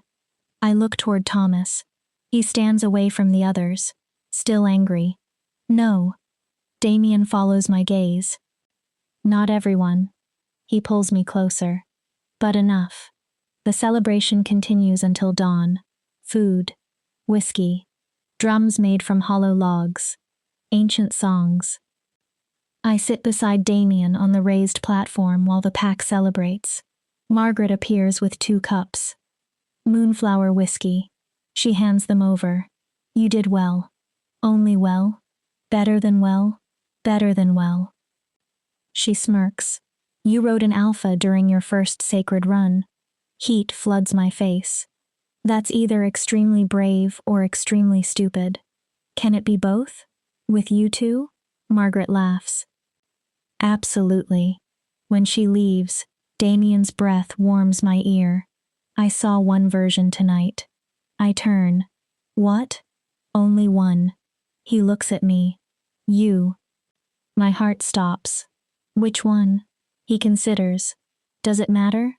I look at the pack celebrating below us. No. For this one moment, I allow myself to believe we've won. That the curse is weakening. That the pack has accepted me. That nothing can destroy what we're building. I should know better. Across the clearing, Thomas watches us. His expression is cold. Calculating. Then he turns and disappears into the trees. Dread curls inside me. Something is coming. Something that will test whether the wolves kneeling tonight truly accepted me, or only obeyed their alpha. But tonight Damian's arm is around me. Tonight the pack calls me Luna. Tomorrow can wait. Chapter 7. The Broken Bargain. 3 days later, shouting wakes me. Not training. Not the ordinary noise of pack life. This is urgent. Angry. Damian is already dressing. Stay here. I reach for my robe. What happened? I don't know. He listens toward the hallway. It sounds like the main hall. I'm coming. No. His face tightens. Pamela, please stay here until I understand what we're dealing with. I'm Luna. And if there's danger, I need to know you're safe so I can think clearly. He crosses back and kisses my forehead. Please. That word defeats me. I nod. Damian leaves. I remain obedient for exactly 5 minutes. Then I follow. At least 50 wolves have gathered in the main hall. At the center, Damian faces 3 strangers. 2 men. One silver-haired woman. Formal clothing. Power. Wolves, but not blackthorn wolves. Thomas stands behind them looking satisfied. An unprecedented violation of protocol, one man says. You marked a woman without proper verification, without ensuring she satisfied the requirements of a Luna. Damian's voice becomes dangerously quiet. You're standing in my territory speaking about my mate. His eyes harden. Choose your words carefully. We are not here to challenge you personally, Alpha Blackthorn. The woman speaks smoothly. We represent the Northern Council. My stomach drops. The Council. The governing authority that settles disputes between packs and enforces ancient law. Even Alpha's answer to it. We received disturbing reports regarding your mating. What reports? Damian already knows. He's looking at Thomas. That your mate cannot shift. The second man opens a scroll. That she's barren. That she was marked accidentally during a ceremony intended for another woman. He continues. We possess signed testimony from Alpha Lachlan. My father. He states Pamela was only standing in for Celeste, and that your marking was an unfortunate mistake. Damian's face becomes stone. The marking was not an accident. The councilwoman raises an eyebrow. I knew who I was marking. Perhaps. She looks toward me. But the law remains. Her tone becomes formal. A Luna must satisfy 3 basic responsibilities. She raises one finger. She must shift and run with her pack. Another. She must bear the Alpha's heirs. A third. And she must defend the pack in war. Her gaze lands on me. Can your mate fulfill any of these? Silence. Damian cannot lie. Everyone knows the answer. I thought not. She rolls the scroll closed. The council has voted. My blood turns cold. Your mating is invalid. Damian's power detonates through the room. Several wolves fall to their knees. You have 1 week, she continues despite the pressure, to dissolve the bond and take an acceptable Luna. Or what? Damian's growl vibrates through the walls. You remove me? We declare Blackthorn Pack in violation of Northern law. One councilman struggles for breath beneath Damian's power. Any pack could then challenge your territory without penalty. I understand. Wars from every border. Blackthorn torn apart defending itself. Not only Damian. Margaret. The young wolves. Everyone, the woman continues. There is another option. I already know. Dissolve your bond with Pamela Blackthorn. Her voice remains calm. Take a qualified mate. Several candidates are available. She pauses, including Celeste Lachlan, whom you originally intended to marry. My chest tightens. Pamela may remain here under your protection as an honored first mate. Everyone preserves dignity. It's Damian's original arrangement. Exactly. Me as decoration. Another woman as Luna. Only now, instead of his proposal, it is law. I watch Damian. I see the calculation. 300 lives. 3 weeks with me. Books. Whiskey. Stories. Love. How much am I worth against an entire pack? How long? Damian asks. My heart breaks. He isn't rejecting them. He isn't threatening war. He's negotiating. 7 days. The woman turns. Will return for your answer. Her gaze hardens. Choose wisely, Alpha Blackthorn. Some sacrifices preserve more than they destroy. The council leaves. Thomas follows. Damian doesn't look at me. The pack slowly disperses, whispering. Damian. He flinches. Finally turns. The pain in his eyes almost makes me forgive him. Almost. Which version do you see now? His expression collapses. Pamela. The manipulative woman who trapped you? My voice becomes bitter. The broken one who's destroying your pack? I step closer. Or the perfect one you're about to sacrifice. Don't do this. Do what? Ask you to choose one woman over 300 lives? I laugh. It sounds terrible. I'm not asking you to do that. Then what are you asking? At least look like this is difficult. My voice rises. Instead of standing there calculating, like you're relieved the council finally gave you permission to do what you wanted on our wedding night. That's not fair. Fair? Something inside me breaks. My father just signed documents calling me defective. Pack members still nearby are listening. I don't care. He testified against his own daughter. My eyes burn. And you're standing there deciding whether I'm worth fighting for. I wipe tears away angrily. So no, Damian, none of this is fair. Let them talk. He steps toward me. I need time. For what? To find another answer. There isn't one. I pull the Luna ring from my finger. Silver. Tiny moons carved into it. The ring Damian gave me 3 days ago. I place it on the table. You have your week. His face changes. I'm making your decision easier. Pamela. I'm leaving. Panic appears in his eyes. You can't. Can't what? I stare at him. Leave the mate who's considering dissolving our bond? That's not what I'm doing. Stay here while you court my sister? Pamela. Smile graciously while Celeste becomes everything I wasn't. My voice breaks. No. I turn away. I will not spend 7 days waiting to learn whether I'm worth keeping. Where will you go? Does it matter? At the door, I stop. For what it's worth, I understand. He looks devastated. You're alpha first. Your pack comes before one person. It probably should. Tears blur the room. I just wish. What? I wish you'd seen one version of me long enough to believe in her. I open the door. Long enough to fight, even if we lost. Pamela, wait. But I don't.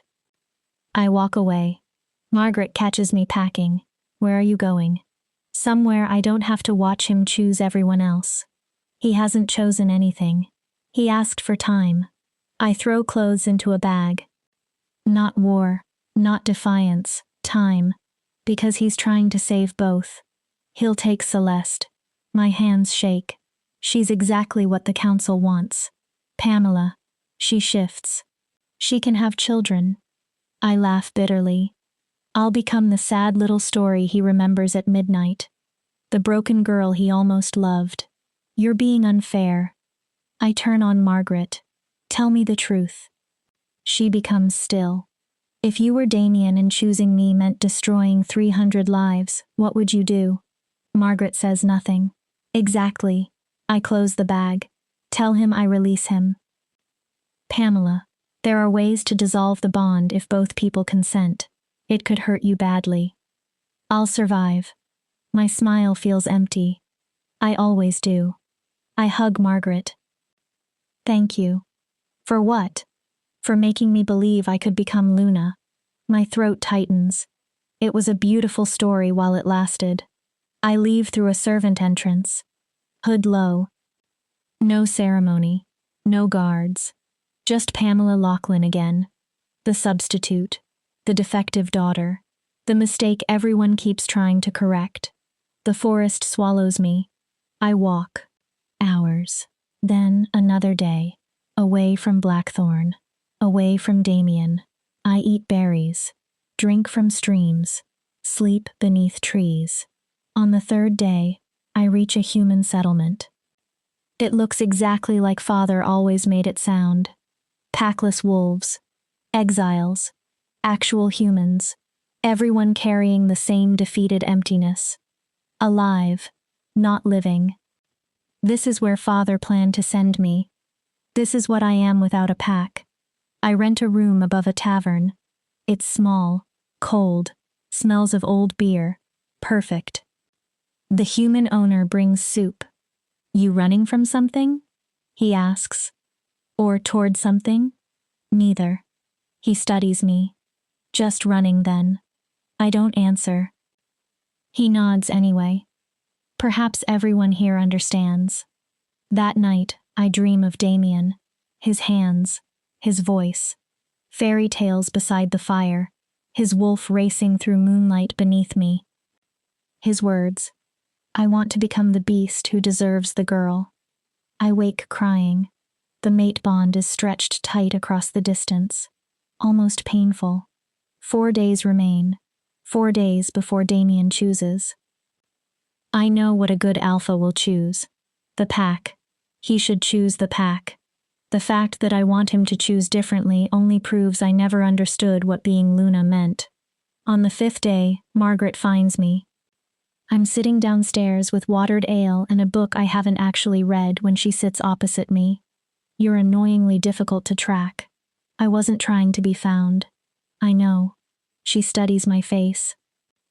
Damian has been tearing apart the territory searching for you. I force myself not to react. He barely eats, barely sleeps, Her voice softens.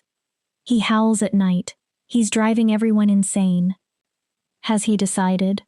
No. Then why are you here? He told the council he's taking the full week. To find a less painful way to reject me? Margaret sighs. You aren't making this easy. Why should I? I put down the book. Nothing else has been. I look directly at her. Tell him to choose his pack. Pamela. Tell him I understand. My voice cracks anyway. I'll sign whatever they need. I look away. And thank him for 3 weeks of pretending I was worth choosing. He wasn't pretending. We both were. I swallow. Pretending the curse could be overcome. Pretending love mattered more than responsibility. Margaret reaches across the table. What if there is another option? I freeze. What? A way to satisfy the council without dissolving your bond. Hope rises so painfully I hate her for causing it. What way? You need to return. No. Pamela. Tell me now. I hold her gaze. Or I stay here. Margaret studies me. Then sighs. Damian found something in his father's journals. My pulse quickens. A loophole in northern law. What loophole? He needs you there to invoke it. I don't trust him anymore. Then come back without trust. Her grip tightens around mine. Come back angry. Come back certain he'll fail you. I don't care. She leans closer. But the council returns in 2 days. Her eyes become serious. And if you're not standing beside him, Damian loses more than you. The pack. The title. His life's work. She pauses. Everything. It's manipulation. Transparent. Cruel. And effective. Because she knows exactly which part of me cannot walk away when someone needs help. Fine. I pull my hand free. I'll return. Margaret exhales. I'll do whatever he needs for the council. I look away. After that, I'm done. No more stories? No. Fairy tales? No. Impossible things? Especially those. We leave at dawn. With every step toward Blackthorn territory, the bond becomes stronger. Tighter. Pulling. Like it's trying to drag me home. Or like it never accepted that I'd left. Chapter 8. The Promise. The castle is preparing for war when we arrive. Wolves rush across the grounds with weapons. Defenses are being reinforced. The council isn't due until tomorrow. What happened? Margaret stops a young female from the gathering. Lachlan Pack, the girl pants. My stomach drops. Alpha Lachlan arrived with 50 warriors. Why? He's demanding to see Pamela. She looks at me. He says the bond is illegal and he's reclaiming his daughter. Father. Of course. Where's Damian? Courtyard. They've been arguing for 3 hours. The young wolf hesitates. When Alpha Damian couldn't show them where you were. What? Your father accused him of killing you. I stare. He wants to use your death to invoke blood law. Horror settles over me. If the council believes Damian killed or harmed his mate, Alpha Lachlan can legally challenge Blackthorn territory. My disappearance didn't merely hurt Damian. I handed father a weapon. Take me there. The courtyard is a standoff. Damian stands on the castle steps beside his beta and senior wolves. He looks awful. Gaunt. Exhausted. Barely held together. The bond pulses with his pain. For the first time, I understand what this week has done to him. He wasn't calculating calmly. He was drowning. Across the courtyard is father, 50 warriors, the 3 council representatives, and Celeste. She's dressed in formal Luna clothing. Perfect. Beautiful. Everything I am not. Simple proof of life, father is saying. Produce Pamela alive and unharmed. Damian's voice is raw. I told you she left voluntarily. Convenient. She's safe. Then produce her. She isn't property. Father laughs. She's your mate. Your responsibility. His expression sharpens. If you can't manage one defective girl, Why should anyone trust you with an entire pack? That's when I step forward. The crowd parts. Gasps spread. Father goes pale. Good. Let him see. I'm alive. His attempt to turn my disappearance into blood law dies here. But I don't look at him. I look at Damian. His eyes find mine. Relief. Fear. Hope. Joy. Desperation. All of it crosses his face at once. And beneath every version, love, not perfect, not safe, but real enough to keep looking even after I ran. Pamela. He breathes my name. I climb the steps. Stand beside him. Where a Luna belongs. I'm here. His hand captures mine. Too tight. I let him. The bond surges. I feel everything. His sleeplessness. His terror. His desperate hope that I've returned for more than politics. Where have you been? Father demands. We've been waiting for hours. I finally face him. I was thinking. About what? Whether something that began as a mistake could become worth choosing. The councilwoman studies me. And? Damian's hand twitches. Fear. I realize he thinks I may reject him here. Publicly. I decided mistakes only remain failures when people refuse to choose them afterward. Damian goes completely still. A bond can begin accidentally and become intentional. I turn to him. Being chosen despite every practical reason against it can mean more than being wanted for what you provide. My throat tightens. You asked for time. Damian's eyes burn. I'm sorry I didn't give it to you. Pamela. I'm sorry I ran instead of fighting beside you. His lips part. I'm sorry I assumed you'd choose between me and the pack instead of believing you were trying to save both. I squeeze his hand. I see 3 versions of you too. He stares. The monster everyone fears. A tiny reaction. The alpha who calculates everything. I move closer. And the man who builds libraries for a mother he never knew and listens to fairy tales after midnight. His eyes shine. I choose all 3. The curse, the crown, the softness. Damian looks as though breathing hurts. You came back. I did. Why? I smile through tears. Because someone told me about a wolf who howled for the moon even though he could never reach her. The smallest smile appears. And? I'd rather spend my life howling for something impossible than settle for something less. Damian grabs me. Protocol disappears. Council disappears. Father disappears. He kisses me as though he truly has been drowning for days. The bond ignites. When we finally separate, Father looks purple with rage. This is ridiculous. His voice cuts through the courtyard. She's still barren. She still cannot shift. She's still completely unsuitable. Actually, Damian's voice has changed. Strong again. Steady. There's something everyone here needs to see. He removes an old scroll from inside his coat. Yellowed. Fragile. I found this while searching my father's journals.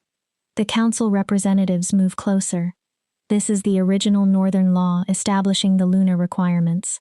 He unrolls it. Shift with the pack, produce heirs, defend the territory. All things Pamela cannot do, Father snaps. Damian ignores him. But there is a 4th clause. Silence. A clause omitted from later copies. The councilwoman narrows her eyes. Damian reads. Should a Luna be unable to satisfy the 3 traditional requirements, she may prove her worth through the trial of the ancestors, a challenge chosen by the pack to test her character, leadership, and ability to serve. The courtyard erupts in whispers.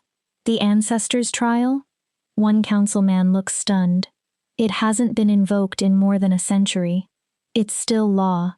Damian's voice becomes hard. Valid law. He turns to me. And I'm invoking it. My pulse pounds. If Pamela agrees. What does the trial require? I don't know. He looks grim. The pack designs it according to what they most need from their Luna. Could it be dangerous? Yes. Could it kill me? His jaw tightens. Yes. And if I succeed, no council, no alpha, no law can question your right to remain Luna. And if I fail, his eyes darken. The bond dissolves automatically. My breath catches. I'm exiled from pack territory. Damian hates every word. And legally required to take another mate. Father smiles. Celeste stands beside him in perfect silence. The council watches. There is no safe path left, only through. I accept. Damian's head snaps toward me.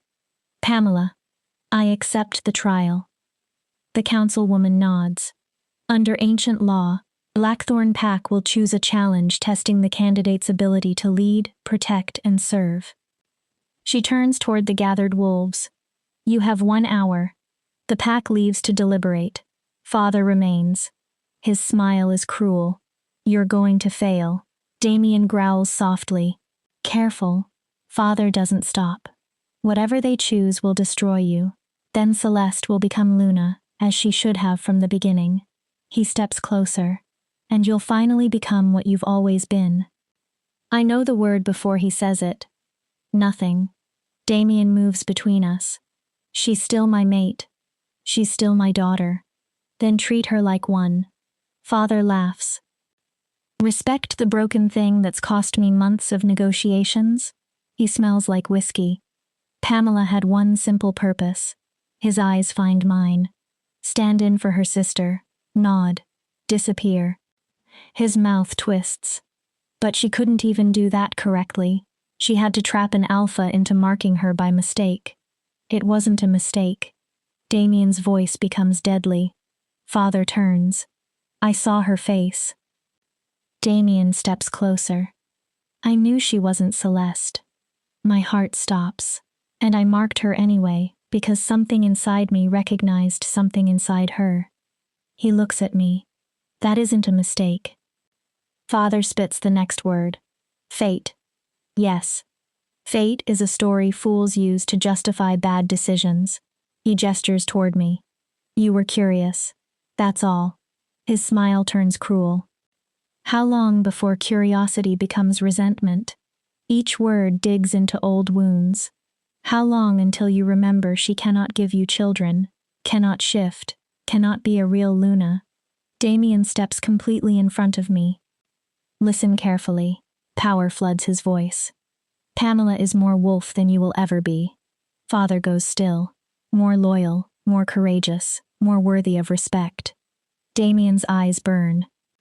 She rode my wolf through the sacred run without fear. His voice carries across the courtyard. She does not need to shift to be strong. Another step. She does not need to give birth to lead. Then he turns toward me. The gold in his eyes is gone. No fractured versions. Only Damian. I see you, Pamela. One person. His voice softens. Real. Whole. Exactly whom I choose. Tears blur him. Not because you're perfect. His hand cups my cheek. Because you're you. The world disappears around us. You gave me riddles about love and stories about beasts.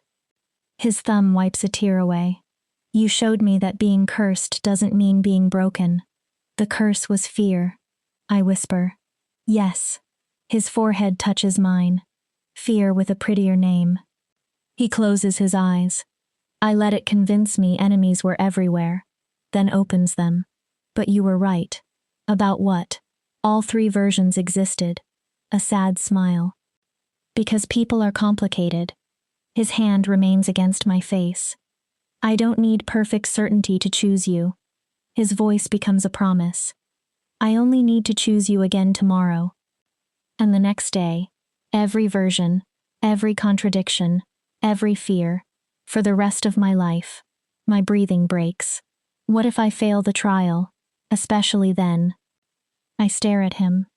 If you fail, we leave together. What? We find somewhere that doesn't care about bloodline or northern law. His eyes don't move from mine. We write another story.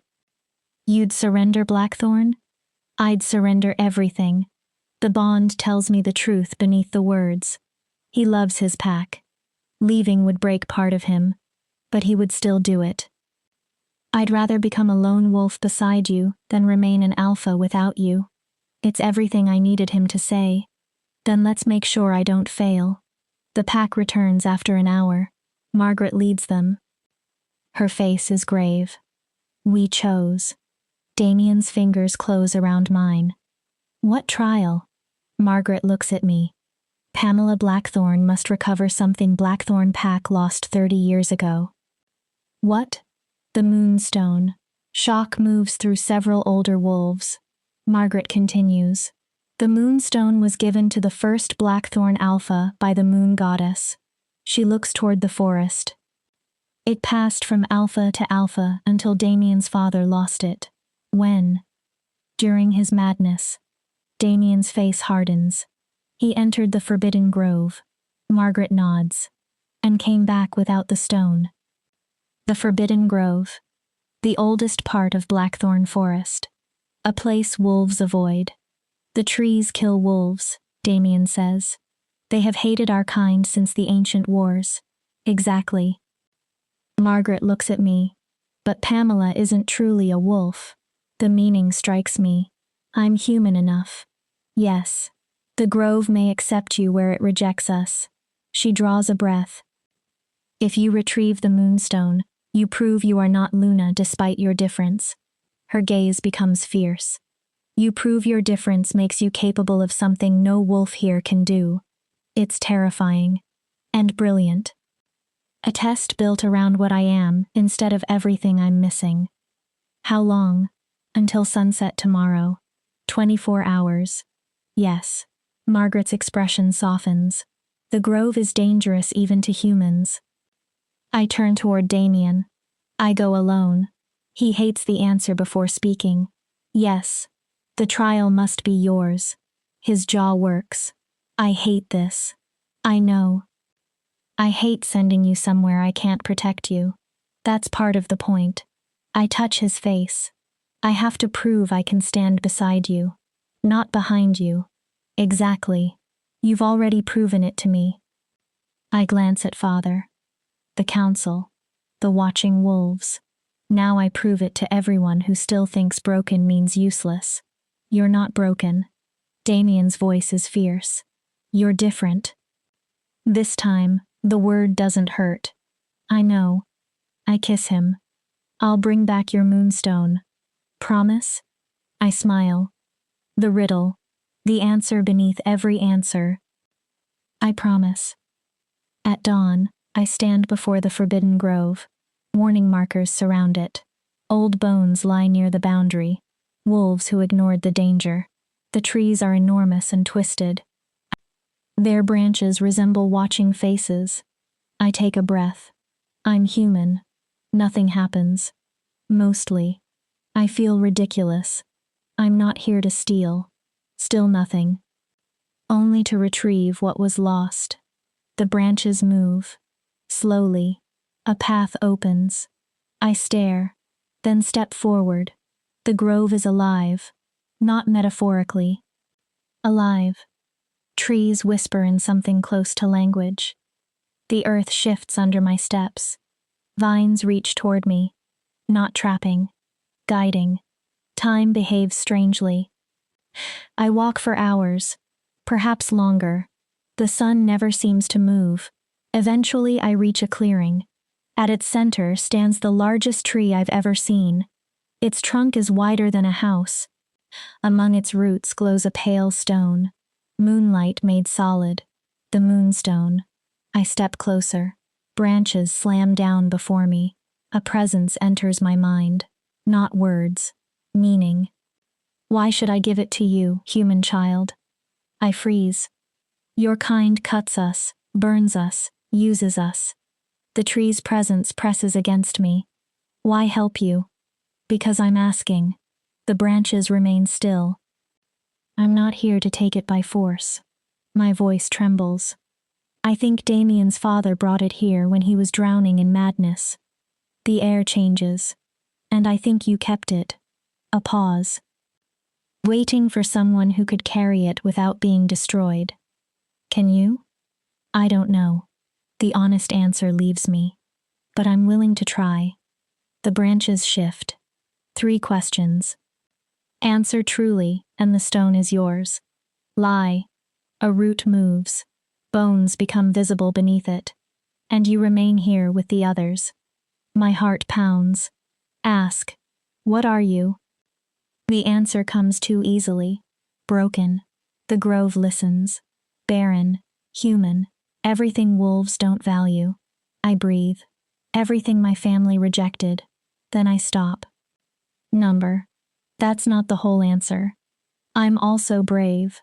Leaves rustle overhead. Loyal. My voice strengthens. Capable of loving a cursed alpha who sees me in 3 forms. I think of Damian. And capable of choosing all 3 versions of him too. I lift my chin.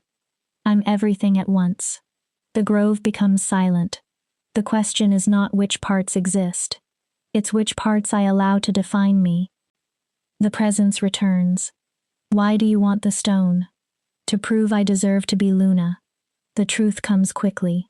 To prove different doesn't mean weak. I touch my chest. To keep my mate. Then another truth rises. But more than that. I look at the glowing stone. I want to prove it to myself. The tree waits. That what I am has strength. My voice softens. Not merely what I lack. Final question. The grove becomes utterly still. What is a promise? My breath catches. The riddle. The question that began everything. A promise. I choose every word carefully.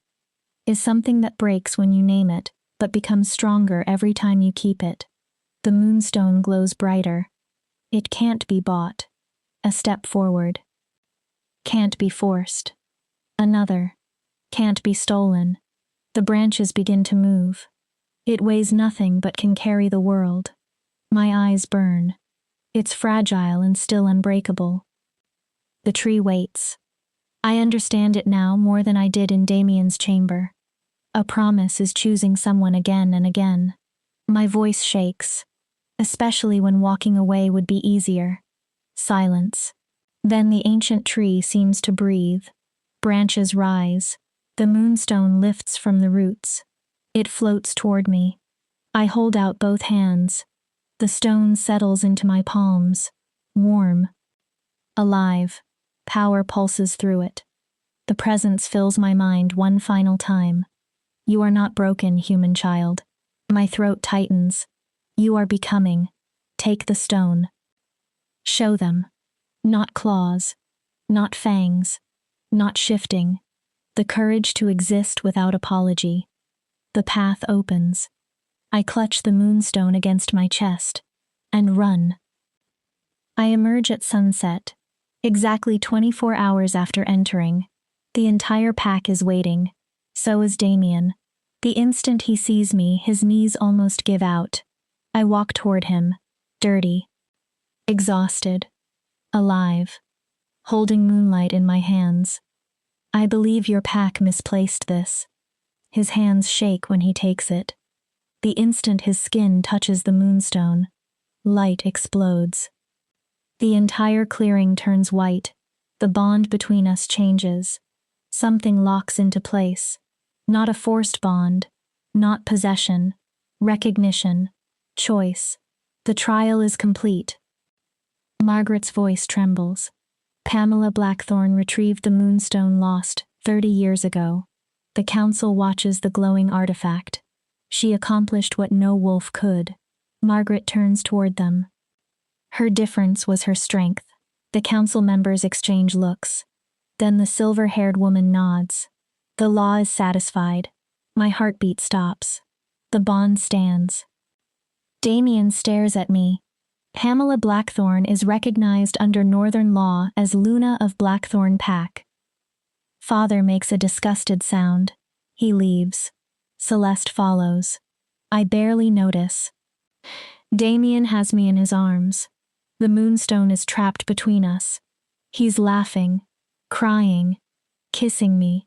You came back. I promised. You came back. I know. His forehead presses against mine. You kept it. That is what promises are for. Epilogue. 3 months later. The library has a 13th room now. Mine. It is smaller than the others. Warm. Comfortable. Filled with journals, loose paper, and enough ink to permanently stain my fingers. Damian calls it my writing room. I call it proof that stories can change. This is where I record the history of Blackthorn Pack. Tonight, I'm writing ours. The disaster that became beautiful. The mistake that became intentional. The curse that became something almost like a blessing. Damian enters carrying 2 glasses. Still writing? Almost finished. He gives me one. Moonflower whiskey. Only the ending remains. He sits beside me. And how does it end? I smile. It doesn't. His eyebrow rises. It continues. I close the journal. The beast and the girl keep learning how to choose each other. I lean against him. They discover what love looks like when it's messy and cursed and unexpected. Damian kisses my hair. Sounds like a good story. The best ones are usually real. Outside the window, the pack gathers for the evening run. Margaret is teaching younger wolves how to fight. Thomas eventually apologized. He still has much to prove, but now he works patrols with an almost exhausting dedication. The pack isn't perfect, neither are we. But it belongs to us. Do you regret it? I ask. What? Marking me.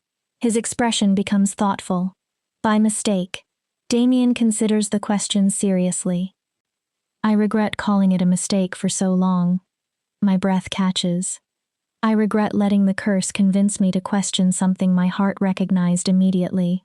He pulls me closer. But marking you? His eyes hold mine. Choosing you? A slow smile. Those are the only things I never truly doubted. Even when you saw 3 versions. Even then. Which version do you see now? He cups my face. Pamela. That's disappointingly simple. My mate. His thumb crosses my cheek. My Luna. His voice softens. The woman who gave me riddles about love. I smile. The woman who taught me that being cursed isn't the same thing as being broken. He brings his forehead to mine. The woman I intend to spend my life choosing. Every day? Every day. Every version? Every version.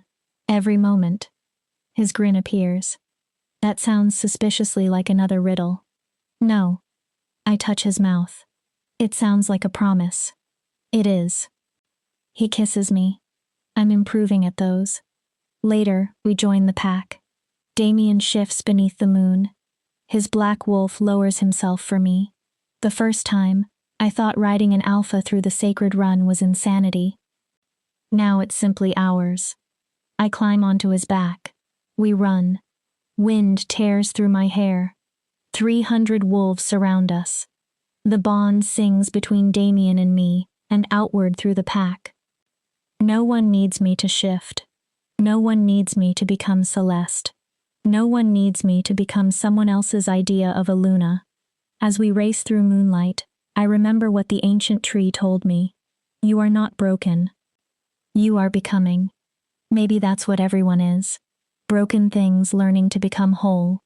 Cursed things learning they might still be blessed. Mistakes learning how to become choices. And maybe love was never the promise that 2 people would become perfect. Maybe it was the promise that they would keep choosing each other anyway. When life became complicated. When fear returned. When certainty disappeared. Even when the whole story began by mistake.